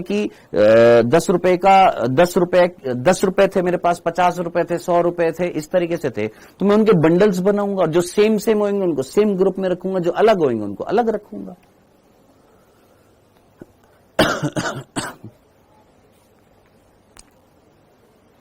$362105698 कॉपी करना एक बार। 362 लक्षण खराब हैं। 362 देखो एक बार वापस से। 362 स्टॉप करके वापस से। हाँ जी सर, पैंथेरा विलुप्त हो गया? नहीं मेरे भाई, मिलता है। किसने का विलुप्त हो गया? हाँ ये रहा 362105698। ठीक है। हाँ जी, तो गुणों के आधार पर सभी जीवों को हम क्या करते हैं? वर्गीकृत करते हैं। गुण मीन्स कैरेक्टर्स के बेसिस पे। अब वो क्या हो सकता है सर? वो प्रकार हो सकता है उस जीव का, कि भैया वो पादप है कि जंतु है। उसका फीचर हो सकता है, उसकी रचना हो सकती है कि वो बहुकोशिकीय है कि एकल कोशिकीय है, वो प्रोकैरियोटिक है कि यूकैरियोटिक है। उसका विकास का क्रम देखा जाएगा, इवोल्यूशनरी स्टडी की जाएगी। उसकी जीव की आवास देखा जाएगा, उसकी कहां पर मिल रहा है, किस तरीके से मिल रहा है, कौन से आवास में मिल रहा है। ये सारी कंडीशंस को ध्यान में रखकर क्या किया जाता है? आधुनिक वर्गीकरण किया जाता है। आधुनिक वर्गीकरण। अब देखिए ये चीज दिखने में आसान है, अरे सर समझ में आ गई। हमारी एनसीईआरटी कुछ चीजों को तोड़ मरोड़ कर लिख देती है। ये जो वर्गीकरण है, हमारी एनसीईआरटी में वर्गीकरण का प्रकार नहीं बताया कि वर्गीकरण कितने प्रकार का होता है। एक होता है प्राकृतिक वर्गीकरण, एक होता है कृत्रिम वर्गीकरण, एक होता है हमारा फाइलोजेनेटिक क्लासिफिकेशन भी होता है, न्यूमेरिकल क्लासिफिकेशन भी होता है। कई सारे टाइप्स के क्या होते हैं? क्लासिफिकेशन होते हैं। अब यहां पर एक वर्ड लिख दिया, क्या? आधुनिक वर्गीकरण। याद रखना, पहले के जो वैज्ञानिक जब वर्गीकरण करते थे, जैसे आपके कैरोलस लीनियस ने किया, जैसे आपके थियोफ्रेस्टस ने किया, जैसे आपके एरिस्टोटल ने किया था, ये कैसे क्लासिफिकेशन थे? प्राकृतिक थे, नेचुरल क्लासिफिकेशन था। कैसा क्लासिफिकेशन था? कैसा क्लासिफिकेशन था बेटा जी? याद रखना, सॉरी, आर्टिफिशियल क्लासिफिकेशन था, कृत्रिम क्लासिफिकेशन था। कृत्रिम, जिसमें हम केवल 1 से 2 लक्षणों को देखकर क्या कर देते थे? वर्गीकरण कर देते थे। लेकिन यहां पर याद रखना, ये जो वर्ड लिखा हुआ है ना, क्वेश्चन बन सकता है कि भैया आधुनिक वर्गीकरण क्या होता है? आधुनिक वर्गीकरण जो होता है वो क्या होता है? तो याद रखना, आधुनिक वर्गीकरण कौन सा? Modern classification. कैसा क्लासिफिकेशन होता है? क्या उसमें हम केवल 1 या 2 लक्षण, केवल 1 या 2 लक्षणों के आधार पर वर्गीकरण करते हैं, या कई लक्षणों के आधार पर वर्गीकरण? कई लक्षण। उसमें हम कोशिका का अध्ययन करेंगे, उसका प्रकार का अध्ययन करेंगे, उसकी रचना का अध्ययन करेंगे, उसकी मॉर्फोलॉजी देखेंगे, उसका विकासीय क्रम देखेंगे, उसकी पारिस्थितिकी सूचनाएं देखेंगे, उसकी रासायनिक प्रकृति देखेंगे। कई सारी चीजों को एनालाइज करके जब हम वर्गीकरण करते हैं तो वो कहलाता है मॉडर्न क्लासिफिकेशन। याद रखना, कौन सा? आधुनिक वर्गीकरण। ये जरूर याद रखना, आधुनिक वर्गीकरण में हम केवल 1 गुण नहीं लेते हैं, कई सारे गुण लेते हैं। चलिए जनाब, अब यहां पर एक वर्ड आ रहा है, क्या? वर्गीकी। और इस वर्गीकी से भी कई बच्चे परेशान हो जाते हैं, सर ये वर्गीकी क्या होता है? बेटा वर्गीकी विज्ञान की एक शाखा है, सीधी सी बात है, ये बायो की एक शाखा है।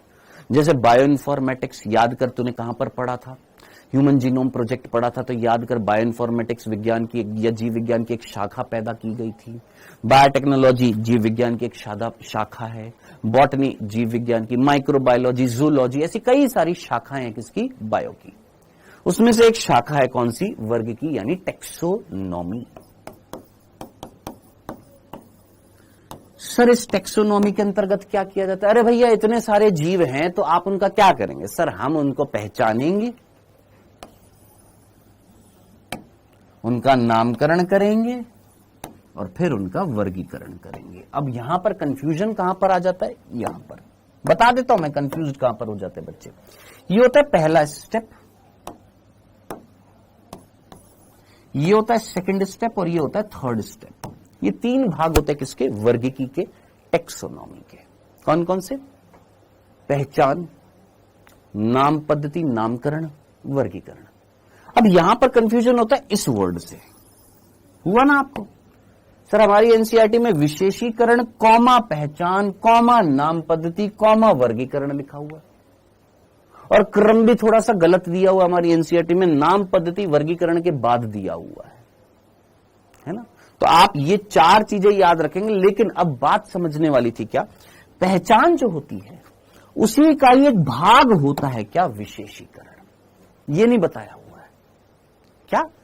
जब हम किसी चीज की पहचान करते हैं, आइडेंटिफिकेशन करते हैं, तो क्या हम उसके कैरेक्टरिस्टिक फीचर देखते हैं, हम उसका कैरेक्टराइजेशन करते हैं, हम उसके लक्षण देखते हैं, हम उसकी विशिष्टताएं देखते हैं? हां सर। तो पहचान का एक भाग होता है क्या, विशेषीकरण, जिसको अंग्रेजी में बोला जाता है कैरेक्टराइजेशन। जो किसका भाग होता है, आइडेंटिफिकेशन का। तो यहां पर कंफ्यूज हो जाए, सर पहले विशेषीकरण करेंगे पहले पहचान। अरे पहचान का एक भाग है क्या, कैरेक्टराइजेशन। हाँ जी। तो हमको जब पढ़ना है तो एकदम से रटना नहीं है एनसीईआरटी को, उसको समझना भी पड़ेगा। ये हमारी एनसीईआरटी ने तो ये लिख दिया, लेकिन इसको समझना पड़ेगा कि ये जो लिखा हुआ है पहचान का एक अभिन्न भाग होता है, उसी का ही एक पार्ट होता है क्या, विशेषीकरण। कौन सा, कैरेक्टराइजेशन। कि जब हम किसी भी जीव जंतु पादप का जब हम आइडेंटिफिकेशन करते हैं तो सबसे पहले हम उसके क्या देखेंगे, हम उसके लक्षण देखेंगे, हम उसके कैरेक्टर देखेंगे, हम उसके कैरेक्टर्स लिखेंगे। यही क्या कहलाएगा, कैरेक्टराइजेशन कहलाता है, विशेषीकरण कहलाता है। डन। तो इन तीनों चीजों को मिलाकर क्या कहा जाता है, वर्गीकी कहा जाता है। अब ये नहीं बताया वर्गीकी के जनक कौन है, वर्गीकी शब्द किसने दिया था। वो बच्चे जो पुराने होंगे, ड्रॉपर्स होंगे, बहुत अच्छे तरीके से जानते होंगे।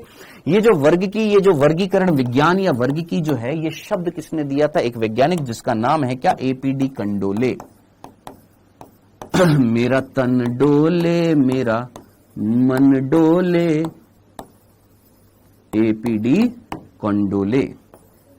तो एपीडी कंडोले ने शब्द दिया था क्या, वर्गीकी। और वर्गीकी के जो जनक जो हैं वो कौन है, वही हैं दोस्त, कौन, आपके कैरोलस लीनियस। ठीक है जी। तो ये चीज याद रख सकते हैं थोड़ा सा क्या, कि एपीडी कंडोले, उन्होंने क्या दिया था, शब्द दिया था क्या, टेक्सोनॉमी। और टेक्सोनॉमी के फादर कौन है, कैरोलस लीनियस है। टेक्सोनॉमी क्या होती है, ये हमारी बायो की एक ब्रांच है जिसके अंतर्गत हम क्या करते हैं, आइडेंटिफिकेशन करते हैं सबसे पहले। और आइडेंटिफिकेशन का सबसे पहला भाग जो होता है वो होता है कैरेक्टराइजेशन। आइडेंटिफिकेशन करते हैं, फिर उसके बाद नॉमेनक्लेचर करते हैं, फिर उसके बाद क्लासिफिकेशन करते हैं। डन। आगे बढ़ते हैं। अब यहां पर लिखा हुआ है क्यों कर रहे हैं, या हम किसके लिए करते हैं, किस लिए कर रहे हैं। चलो हमने सर पहचान भी कर ली, हमने नामकरण भी कर दिया और हमने बांट भी दिया। हम ज्यादातर ये काम आए दिन नए नए जीव खोजे जा रहे हैं ना।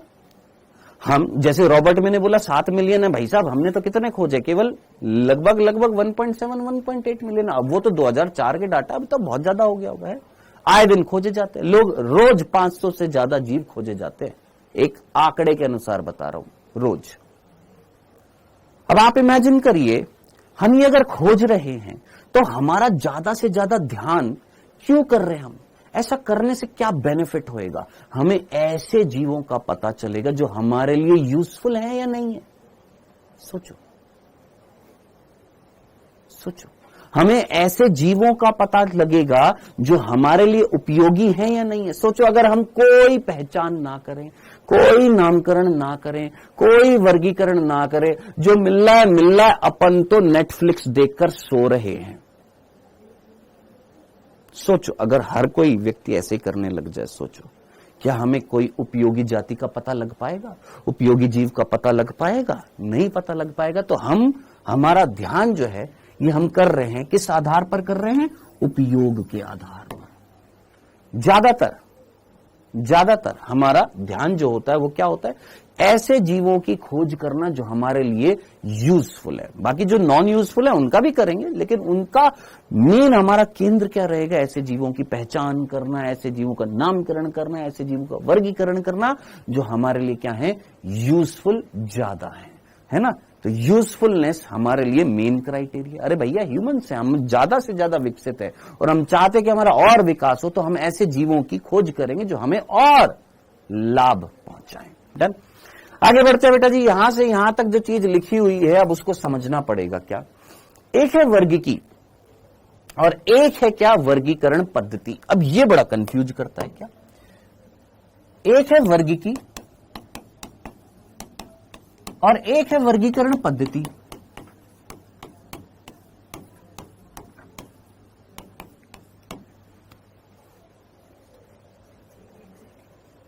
एक सेकंड बच्चों,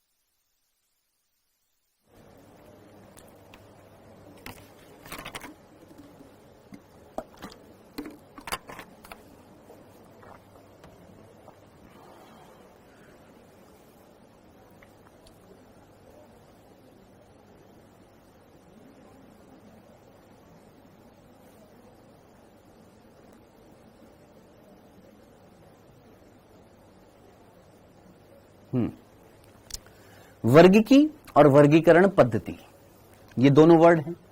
वर्गीकी का दूसरा नाम क्या था सर? वर्गीकी को हमने अभी अभी बोला था क्या? वर्गीकरण विज्ञान।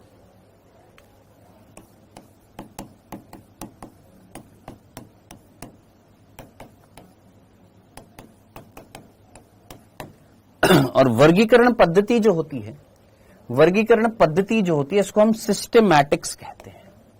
इंग्लिश में भी सिस्टेमैटिक्स, और इसको हमने बोला टेक्सोनॉमी। अब इसमें होता है भारी कंफ्यूजन कि दोनों में डिफरेंस क्या है। देखो, टेक्सोनॉमी एक ब्रांच है किसकी भैया? आवाज आ रही है? वर्गीकी के जनक अरस्तु हैं? नहीं मेरे भाई, वर्गीकी के जनक कैरोलस लीनियस है। वर्गीकरण सबसे पहले किसने किया था? अरस्तु ने किया था। दो अलग अलग चीजें हैं। वर्गीकी के 3 भाग हैं। क्या साहब? पहचान, उस पहचान का एक अभिन्न भाग होता है क्या? विशिष्टीकरण। पहले हम क्या करते हैं? पहचान करते हैं। पहचान के दौरान हम क्या करते हैं? कैरेक्टराइजेशन करते हैं। नेक्स्ट हम क्या करते हैं? नामकरण। नेक्स्ट हम क्या करते हैं? वर्गीकरण। ठीक है दोस्त? वर्गीकरण सबसे पहले किसने किया था? अरस्तु ने किया था। लेकिन वर्गीकी के जनक कौन है मेरे भाई? कैरोलस लीनियस है। ठीक है मेरे भाई? एक ये 1661563, ठीक है जी? हाँ जी। देन इतनी सी बात क्लियर हो गई है। जरा एक बार थम्स अप के साथ में हमें वो भेज दीजिए, मैसेज भेज दीजिए कि ये चीज समझ में आ गई थी। ये वर्गीकी, टेक्सोनॉमी बायो की एक ब्रांच है जिसमें हम पहचान करते हैं, फिर नामकरण करते हैं, फिर वर्गीकरण करते हैं। हमने अभी अभी पढ़ा है, डन। अब आ जाते हैं वर्गीकरण पद्धति। ये क्या है बेटा? ये भी बायो की एक ब्रांच है। यानी बायोलॉजी की हमारे पास यहां पर हमने दो ब्रांच देखनी है। एक हमने ये देखी, अब दूसरी ये देखनी है। अब इन दोनों में फर्क क्या है? यहां पर भी देखो, इसमें भी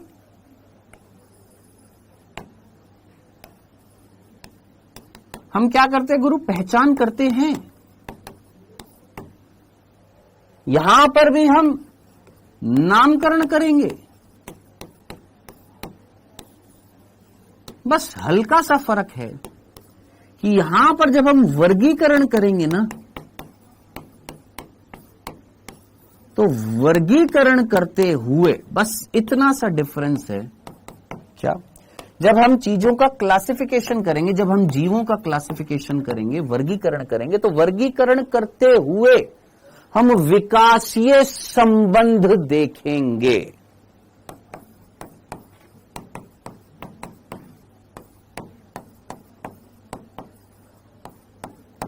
फॉर एन एग्जाम्पल, हमने मान लो यहां पर 3 जीव देखे। एक है मनुष्य, एक है कपी एप्स, और एक है हमारा उभयचर। ठीक है, हम इन 3 जीवों का अध्ययन कर रहे हैं। इन 3 जीवों का अध्ययन करते हुए आप लॉजिकली सोचिए, किसके पूर्वज ज्यादा समानता दिखाते होंगे। हमने इन तीनों के गुण देखे, तीनों के लक्षण देखे। हमें पता लगा कपी और मनुष्य के कुछ गुण समान है। अब समान है, इट मीन्स इनके एंसेस्टर, पूर्वज जो होंगे, उनमें भी समानता होगी। तो ये कैसा रिलेशनशिप देख रहे हैं? यहां पर कौन सी स्टडी कर रहे हैं? क्या हम पूर्वजता देख रहे हैं? क्या हम विकासीय संबंध देख रहे हैं? क्या हम विकासीय संबंधों के आधार पर वर्गीकरण करेंगे? हां सर। तो याद रखना, जब हम नाम पहचान करेंगे, ठीक है, नामकरण करेंगे, लेकिन जब हम वर्गीकरण करते हुए विकासीय संबंधों को ध्यान में रखकर जब हम वर्गीकरण करते हैं, तो उस प्रणाली को बोला जाता है सिस्टमैटिक्स, जो यहां पर वर्गीकरण करते हुए नहीं होती है। बस इतना सा डिफरेंस, और कोई डिफरेंस नहीं है दोनों में।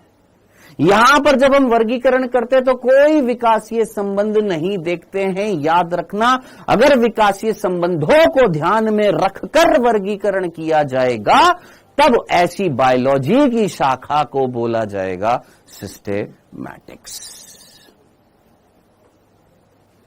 बोलिए, यहां तक की बात। सिड्रा अंजुम को थोड़ी देर के लिए ब्लॉक कर दीजिए, ताकि ये चुपचाप बैठकर ध्यान से सुन ले, नहीं तो लगातार बस दें कॉपी पेस्ट। हाँ भाई, सिड्रा अंजुम, मैं अलवर से हूं, और क्या चाहिए आपको? तेंदुए खत्म हो गए? नहीं खत्म हुए। सर एरिस्टोटल बायोलॉजी के जनक हैं? हाँ जी जनक हैं। शांति मिल गई है तो कृपया करके ध्यान से क्लास को सुन लेंगे, हैं भाई? हाँ जी। सर हम कैसे मानेंगे? सर अबे तुम अध्ययन कर रहे हो, तुमने कपियों का, तैने गोरिल्ला का अध्ययन किया, तैने अपना अध्ययन किया। गोरिल्ला के शरीर पर बाल, तेरे शरीर पर बाल, मेंढक के शरीर पर बाल नहीं है। तेरे अंदर डायाफ्राम, गोरिल्ला के अंदर डायाफ्राम, उभयचर के अंदर डायाफ्राम नहीं है ना? तू स्तनधारी, गोरिल्ला स्तनधारी, उभयचर स्तनधारी नहीं है। तो जरा सोच, पूर्वजता किसकी समान मिलेगी? थोड़ा तो लॉजिक लगा। नाम के आगे डॉक्टर लगाने से थोड़ा ना डॉक्टर बन जाएगा दोस्त, है? तो वर्गीकरण पद्धति में जब हम वर्गीकरण करते हैं और वर्गीकी में जब हम वर्गीकरण करते हैं, तो बस इतना सा डिफरेंस होता है कि यहां पर हम विकासीय संबंधों के आधार पर वर्गीकरण करते हैं, यहां पर विकासीय संबंधों के आधार पर वर्गीकरण नहीं करते हैं।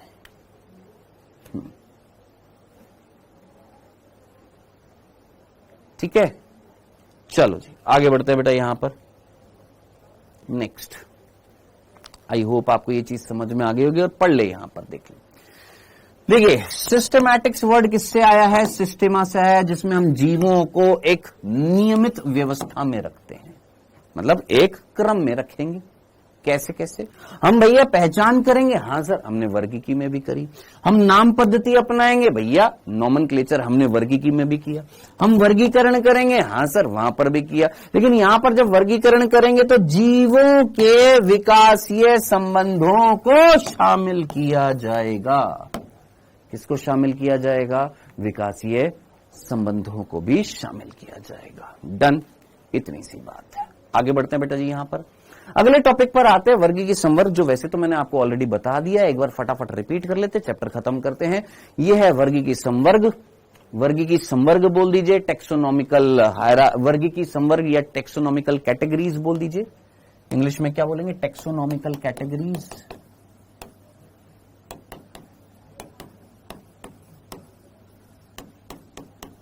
ठीक है, ये कैटेगरीज हैं। जगत संघ वर्ग गण कुल वंश जाति। डन। चलिए जी, क्या लिखा हुआ है? वर्गीकी पदानुक्रम।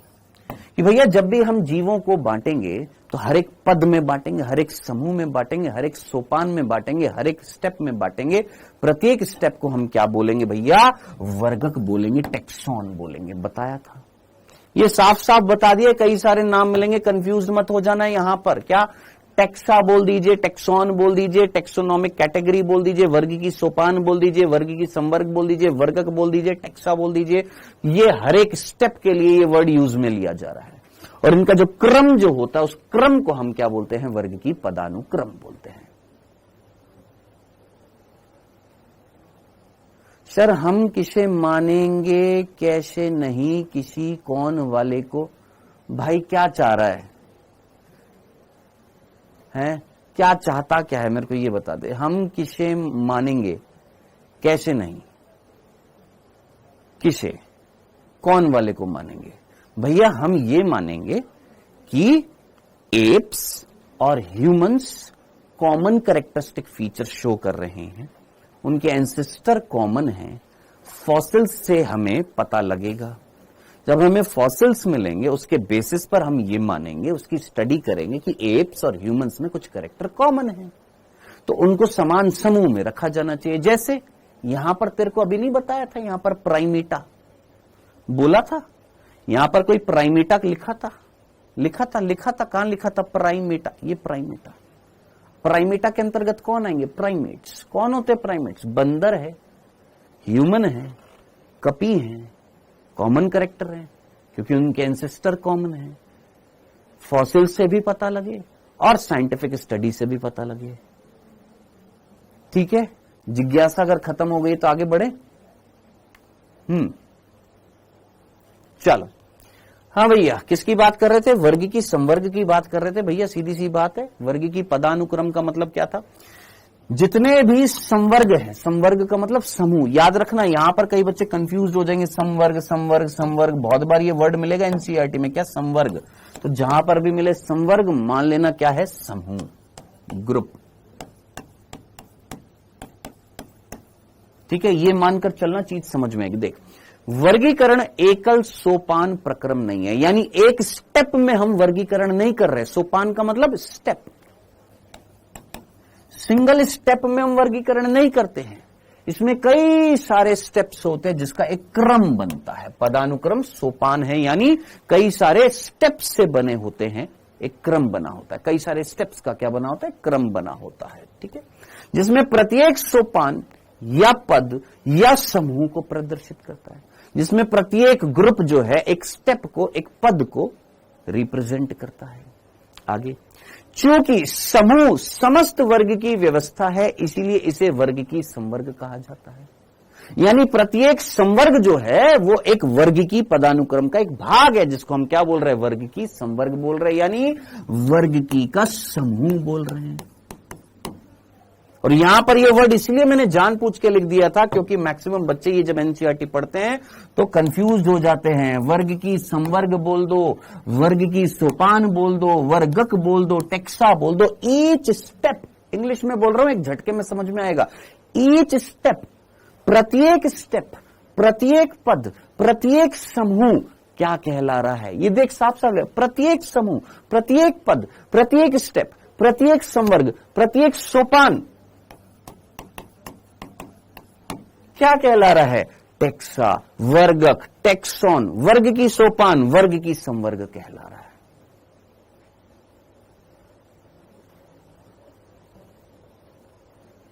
डन, क्लियर है। लास्ट में लिख दिया है, वास्तव में एक पद को दिखता है और इसे प्राय, मतलब वास्तव में ये जो प्रत्येक पद जो है उसको हम क्या बोल रहे हैं, टेक्सॉन बोल रहे हैं। डन, क्लियर है, याद रखना। चलिए अब कौन कौन से हैं टेक्सॉन सर? ये 7 टेक्सॉन हैं, kingdom, phylum, class, order, family, genus, species. हाँ, पौधों के लिए हम जो वर्ड यूज में लेते हैं वो भाग होता है, मैंने विभेद लिख दिया था। प्लांट्स के लिए हम डिवीजन यूज में लेते हैं।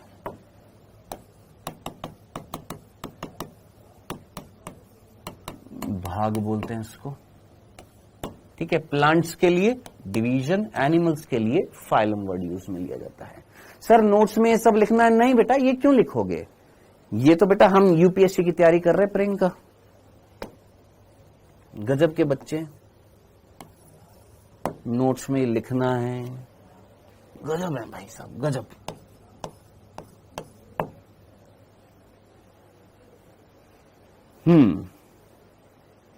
चलें आगे। ये हमारे 7 क्या हैं? सोपान। 7 क्या हैं? स्टेप्स। 7 क्या हैं? पद। 7 क्या हैं? टेक्सॉन है। डन। 7 क्या है? वर्ग की संवर्ग है, वर्ग की सोपान है। क्लियर है? जो मिलकर एक क्रम में लगे हुए हैं और उस क्रम को हम क्या बोल रहे हैं? वर्ग की पदानुक्रम, टेक्सोनॉमिकल हायरार्की, जिसमें सबसे नीचे कौन है? लिखा हुआ है। सबसे नीचे वाला संवर्ग, संवर्ग का मतलब समूह, सबसे नीचे कौन आती है? स्पीशीज यानी जाति आती है। चलिए जी आगे बढ़ते हैं।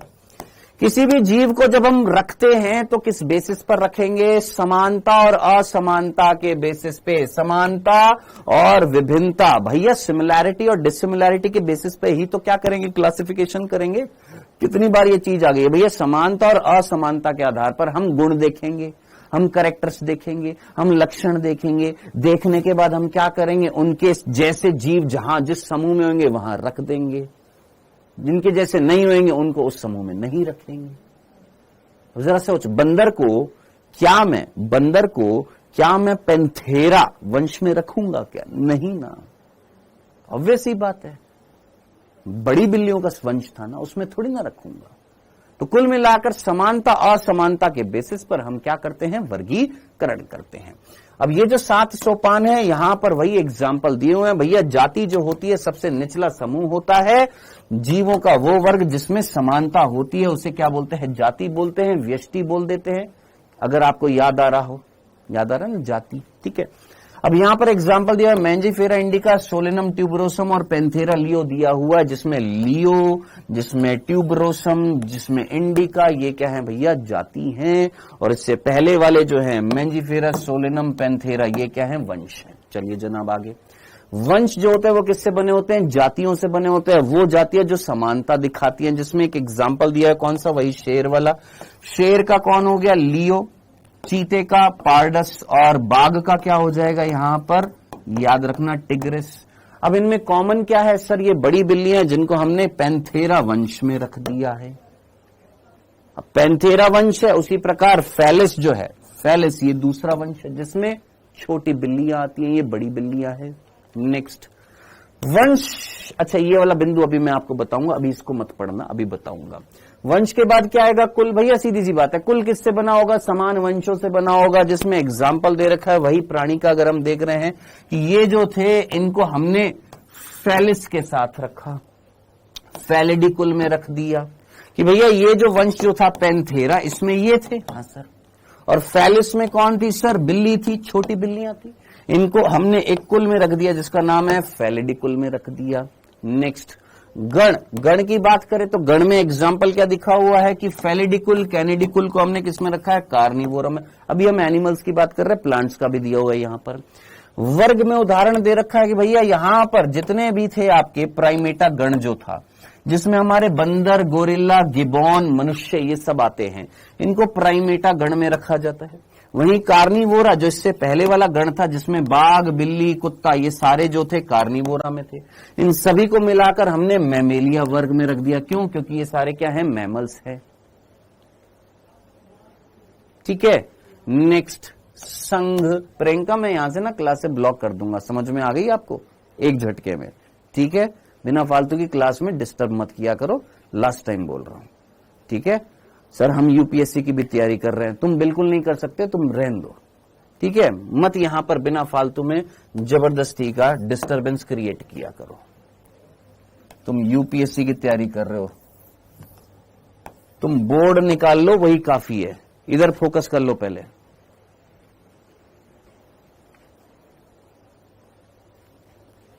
जबरदस्ती का इर्रेलेवेंट मैसेज, जन सिर है ना पैर है, बिना फालतू में। कोई लॉजिक भी होता है कोई लॉजिक होता है कि नहीं होता। यूपीएससी की तैयारी कर रहे हो, ये तुम्हारे लक्षण है, यूपीएससी की तैयारी करने वाले।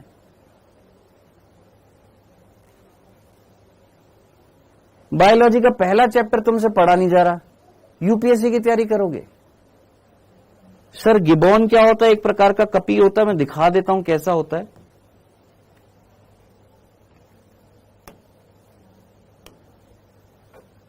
जिसने पूछा गिबॉन क्या होता है,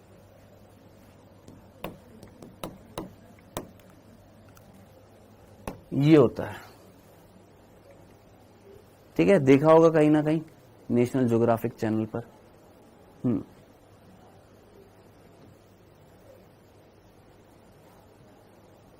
ठीक है, दिस इज गिबॉन। चलिए, हाँ जी। सो कुल मिलाकर संघ जो था, जिसमें हमने किसकी बात करी कि मछली, उभयचर, सरीसर, पक्षी और ये स्तनधारी जो थे, ये क्या थे? सारे के सारे क्या थे भैया? हमारे गण थे। और इन गणों को हमने किस में रख दिया है? एक संघ में रख दिया, सॉरी वर्ग थे, इन सभी वर्गों को हमने एक संघ में रख दिया है, जिसका नाम क्या है? कॉर्डेट्स, जिसको हम क्या बोलते हैं? कॉर्डेटा संघ बोलते हैं। क्यों? क्योंकि इन सभी में क्या थी? पृष्ठ रज्जु होती है और एक खोखली तंत्रिका तंत्र होता है। ये हम एनिमल किंगडम में पढ़ेंगे, ये वाले लक्षण, 3 लक्षण पढ़ेंगे, जिसमें एक पृष्ठीय खोखली तंत्रिका तंत्र होता है, नोटोकॉर्ड होती है, ठीक है। ऐसे लक्षण वाले जो होते हैं इनको हम क्या बोलते हैं? कॉर्डेट्स बोलते हैं, ठीक है। सो इनको हमने संघ में रख दिया। अब संघ मिलकर क्या बनाएंगे? जगत बनाएंगे। जितने भी संघ हैं आपके, कॉर्डेट्स, नॉन कॉर्डेट्स, ये जितने भी मिलकर कौन सा जगत बनाएंगे? सर जंतु जगत बनाएंगे, यानी जगत एनिमेलिया, और पौधे मिलकर प्लांटी जगत का निर्माण करेंगे, ठीक है। अब यहां पर ये हमने देखा था, ये जितने भी ये चीजें यहां पर तुमने पढ़ी है ना, ये सारी की सारी इस एग्जाम्पल से मैंने आपको बता दी है। ये एग्जाम्पल ध्यान में रखिए, एक ही एग्जाम्पल ध्यान में रखिए, सारी चीज क्लियर हो जाएगी। अब यहां पर जो एग्जाम्पल लिया था, ये हमने प्राणियों के लिए, पादपों के यहां पर एग्जाम्पल मिक्स्ड कर रखे हैं, तो वो कई बार याद नहीं होते, तो स्पेसिफिक पादपों के एग्जाम्पल आपने याद रखने हैं। जैसे आलू, टमाटर, बैंगन, ये अलग अलग जाति है, लेकिन इन सभी को हम एक सोलेनम वंश में रखते हैं। किस में रखते हैं?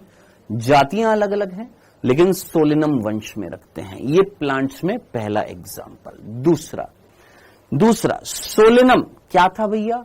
आलू, टमाटर, बैंगन, इन सबको हमने किस में रखा था? सोलेनम वंश में। अब वंश मिलकर क्या बनाएंगे? सर वंश मिलकर कुल बनाएंगे। अब यहां पर पादपों का जो बता रखा था, क्या सोलेनम वंश जो था, उसी तरीके से पिटूनिया और धतूरा का वंश होता है, जो मिलकर क्या बनाता है? कुल बनाता है, जिसका नाम है सोलेनेसी। सोलेनम, पिटूनिया और धतूरा, ये वंश मिलकर, अब इनमें सिमिलैरिटी होगी, इस बेसिस पर हमने इनको कौन से कुल में रख दिया है? सोलेनेसी कुल में रख दिया। अब सोलेनेसी, कॉन्वोल्व्यूलेसी, इन दोनों को हमने पॉलीसोनियल्स के अंदर रख दिया। पॉलीसोनियल्स जो होते हैं, ये हमारा एक गण होता है। अब पर्टिकुलरली इनमें सिमिलैरिटी क्या होती है कि ये अलैंगिक जनन करते हैं ट्यूबर के माध्यम से। किस माध्यम से? ट्यूबर, यानी कंद के रूप में अलैंगिक जनन करते हैं। अलैंगिक जनन इनमें ज्यादातर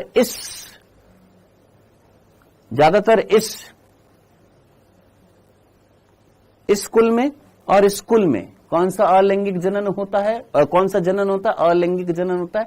किस माध्यम से होता है? ट्यूबर के माध्यम से होता है, यानी कंद के रूप में होता है, जो आप लोगों ने प्याज आलू में देखा था। इनको हम एक कॉमन किस में रखते हैं? गण में रखते हैं, जिसका नाम है पॉलीसोनियल्स में, ठीक है। तो प्लांट्स में यही एग्जाम्पल याद रखने हैं, और कुछ नहीं याद रखना था, बस इतना सा सिंपल से एग्जाम्पल प्लांट्स के सिंपल से एग्जाम्पल, ठीक है। 3 स्तर पर एग्जाम्पल याद रखने हैं। आलू, बैंगन, टमाटर, सोलेनम, ठीक है, सोलेनम, पिटूनिया, धतूरा, सोलेनेसी, सोलेनेसी, कॉन्वोल्वुलेसी पॉलिनोमियल्स में, ठीक है, इस तरीके से। और ये जो है इससे 2021 में एक क्वेश्चन पूछा गया था, उसके बाद नहीं आया क्वेश्चन इस चैप्टर से। 2021 में क्वेश्चन पूछा गया था।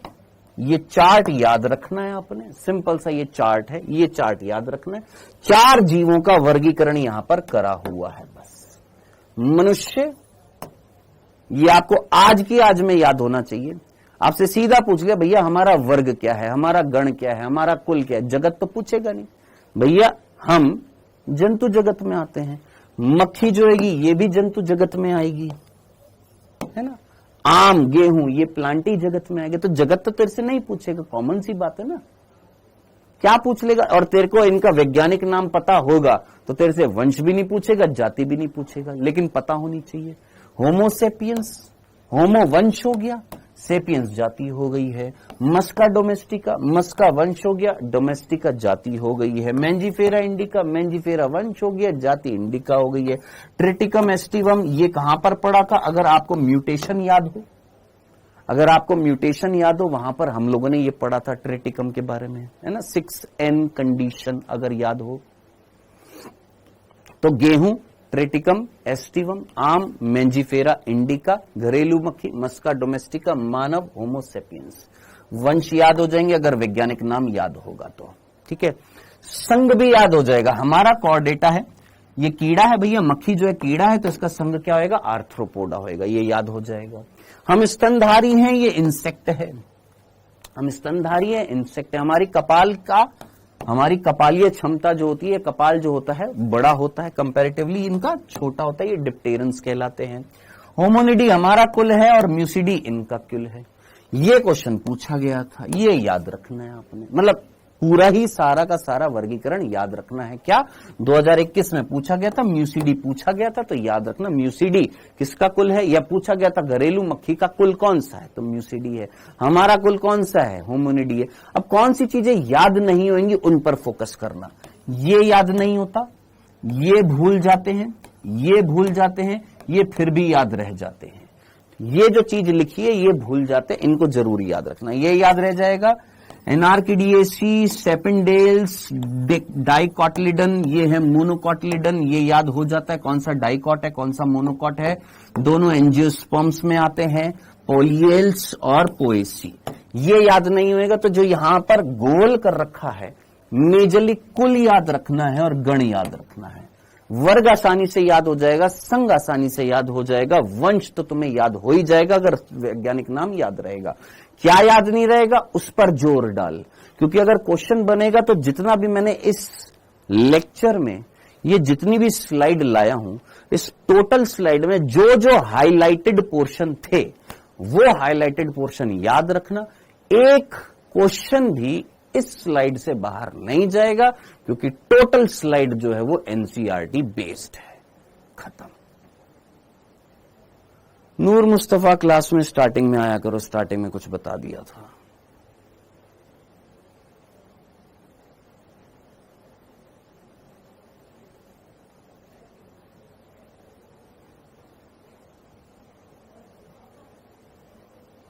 हाँ जी,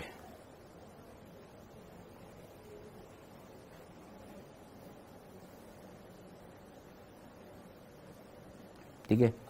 आई थिंक 2022 में भी वर्ग की संवर्ग से एक शायद क्वेश्चन आया था, 2022 में भी। चलिए, कुल मिलाकर चांसेस रेयर होते हैं, क्योंकि मतलब कोई फ्यूचरिस्टिक चैप्टर नहीं है। और आज की डेट में एनटीए या एनएमसी की अगर बात करें तो क्वेश्चंस ज्यादातर कैसे होते हैं, लॉजिकल होते हैं। ये आप भी जानते हैं, प्रीवियस ईयर क्वेश्चन जब आप देखते हैं, लॉजिकल क्वेश्चंस यानी लॉजिक वाले होंगे और फ्यूचर से रिलेटेड होंगे। जैसे बायोटेक्नोलॉजी से, जेनेटिक्स से भर भर के क्वेश्चंस आते हैं ना। अब ये तो चलो कोर्स का पार्ट है तो देना पड़ता है, लेकिन जरूरी नहीं है दे भी, हो सकता है ना भी दे, लेकिन बनेगा मैक्सिमम एक ही क्वेश्चन यहां से। अब वो चाहे इस चार्ट से आ जाए, ये चार्ट पूरा याद रखना है ना। ये जो एग्जाम्पल बताएं ये सारा का सारा एग्जाम्पल याद रखना है। प्राइमेटा, कार्निवोरा क्या है, फैलिडी कैनिडी क्या है, फैलिस पैंथेरा क्या है, ये क्या है, एवीज रेप्टेलिया मैमल्स क्या है, कॉर्डेट्स नॉन कॉर्डेट्स क्या है, ये पूरा क्रम याद रखना है। वर्ग की सोपान, वर्ग की संवर्ग, वर्ग की पद, वर्ग की ये जितने भी हैं, टेक्सॉन, ये वर्ड से क्वेश्चन आ जाएगा। प्रत्येक पद को क्या बोला जाता है, एनसीईआरटी में हाईलाइटेड, और ये नीट में क्वेश्चन पूछा गया है। प्रत्येक स्टेप को क्या बोला जाता है, टेक्सॉन बोला जाता है, ये याद रखना है। डन, क्लियर है, याद रखना। चल, ये चैप्टर इतना ही पढ़ना था, खत्म, बस।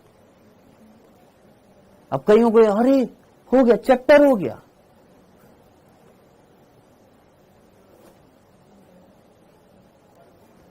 ऐसे कैसे हो गया सर, हमको विश्वास नहीं हो रहा।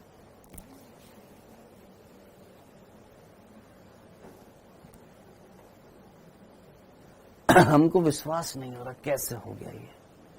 कल दूसरा चैप्टर करेंगे। कौन सा चैप्टर स्टार्ट करेंगे भैया, ये वाला, ये लिख दिया था। और कल से नहीं, फ्राइडे से टाइमिंग जो रहेगा 1 बजे रहेगा, याद रखिएगा। 1 बजे से क्लास स्टार्ट होगी, 3:45 तक चलेगी, ठीक है। और कल से जो चैप्टर स्टार्ट करेंगे, जीव जगत का वर्गीकरण, इसको भी जितना जल्दी हो सकता है खत्म करेंगे, ठीक है। जो छोटे चैप्टर हैं, जहां से क्वेश्चन बनने की जहां जहां संभावना होगी, वो सारी बताता रहूंगा, ठीक है। हाँ जी, कल से नहीं होएगा टाइम चेंज, फ्राइडे से होएगा दोस्त। चलो जी, आज के लिए इतना था। अब आज क्लास होएगी नहीं, 8 बजे क्यों होगी दोस्त, मैंने आपको बता दिया 8 बजे से नहीं होएगी। वो टाइम नहीं बैठ पा रहा है, वो सारी तिगड़म पिगड़म बैठा ली है, वो क्लासेस शेड्यूल नहीं हो पा रही हैं। क्लासेस में मतलब आपको ये लगता है कि अरे भैया स्कूल जैसी चीज है, अरे भैया टेक्नोलॉजी है, वहां पर डालनी पड़ती है, चढ़ानी पड़ती है, रन करनी पड़ती है, बहुत सारी चीजें, वो नहीं कर रहे हैं भाई साहब कि 8 बजे नहीं हो पाएगा सर, एक ही लेक्चर को 2 पार्ट में नहीं कर पाएंगे सर, आप एक काम करिए 1 बजे से कर लीजिए। तो ऑप्शन ही मेरे पास यही बच रहा है और कुछ नहीं बच रहा है। ठीक है, चलो जी। सो मिलते हैं बेटा अब कल किस समय पर, आज वाले ही समय पर। कितने बजे, 2 बजे। परसों से 1 बजे से स्टार्ट हो जाएगी आपकी, ठीक है। चलो बाय बाय बच्चों, take care, good day, bye bye, ठीक है, थैंक यू।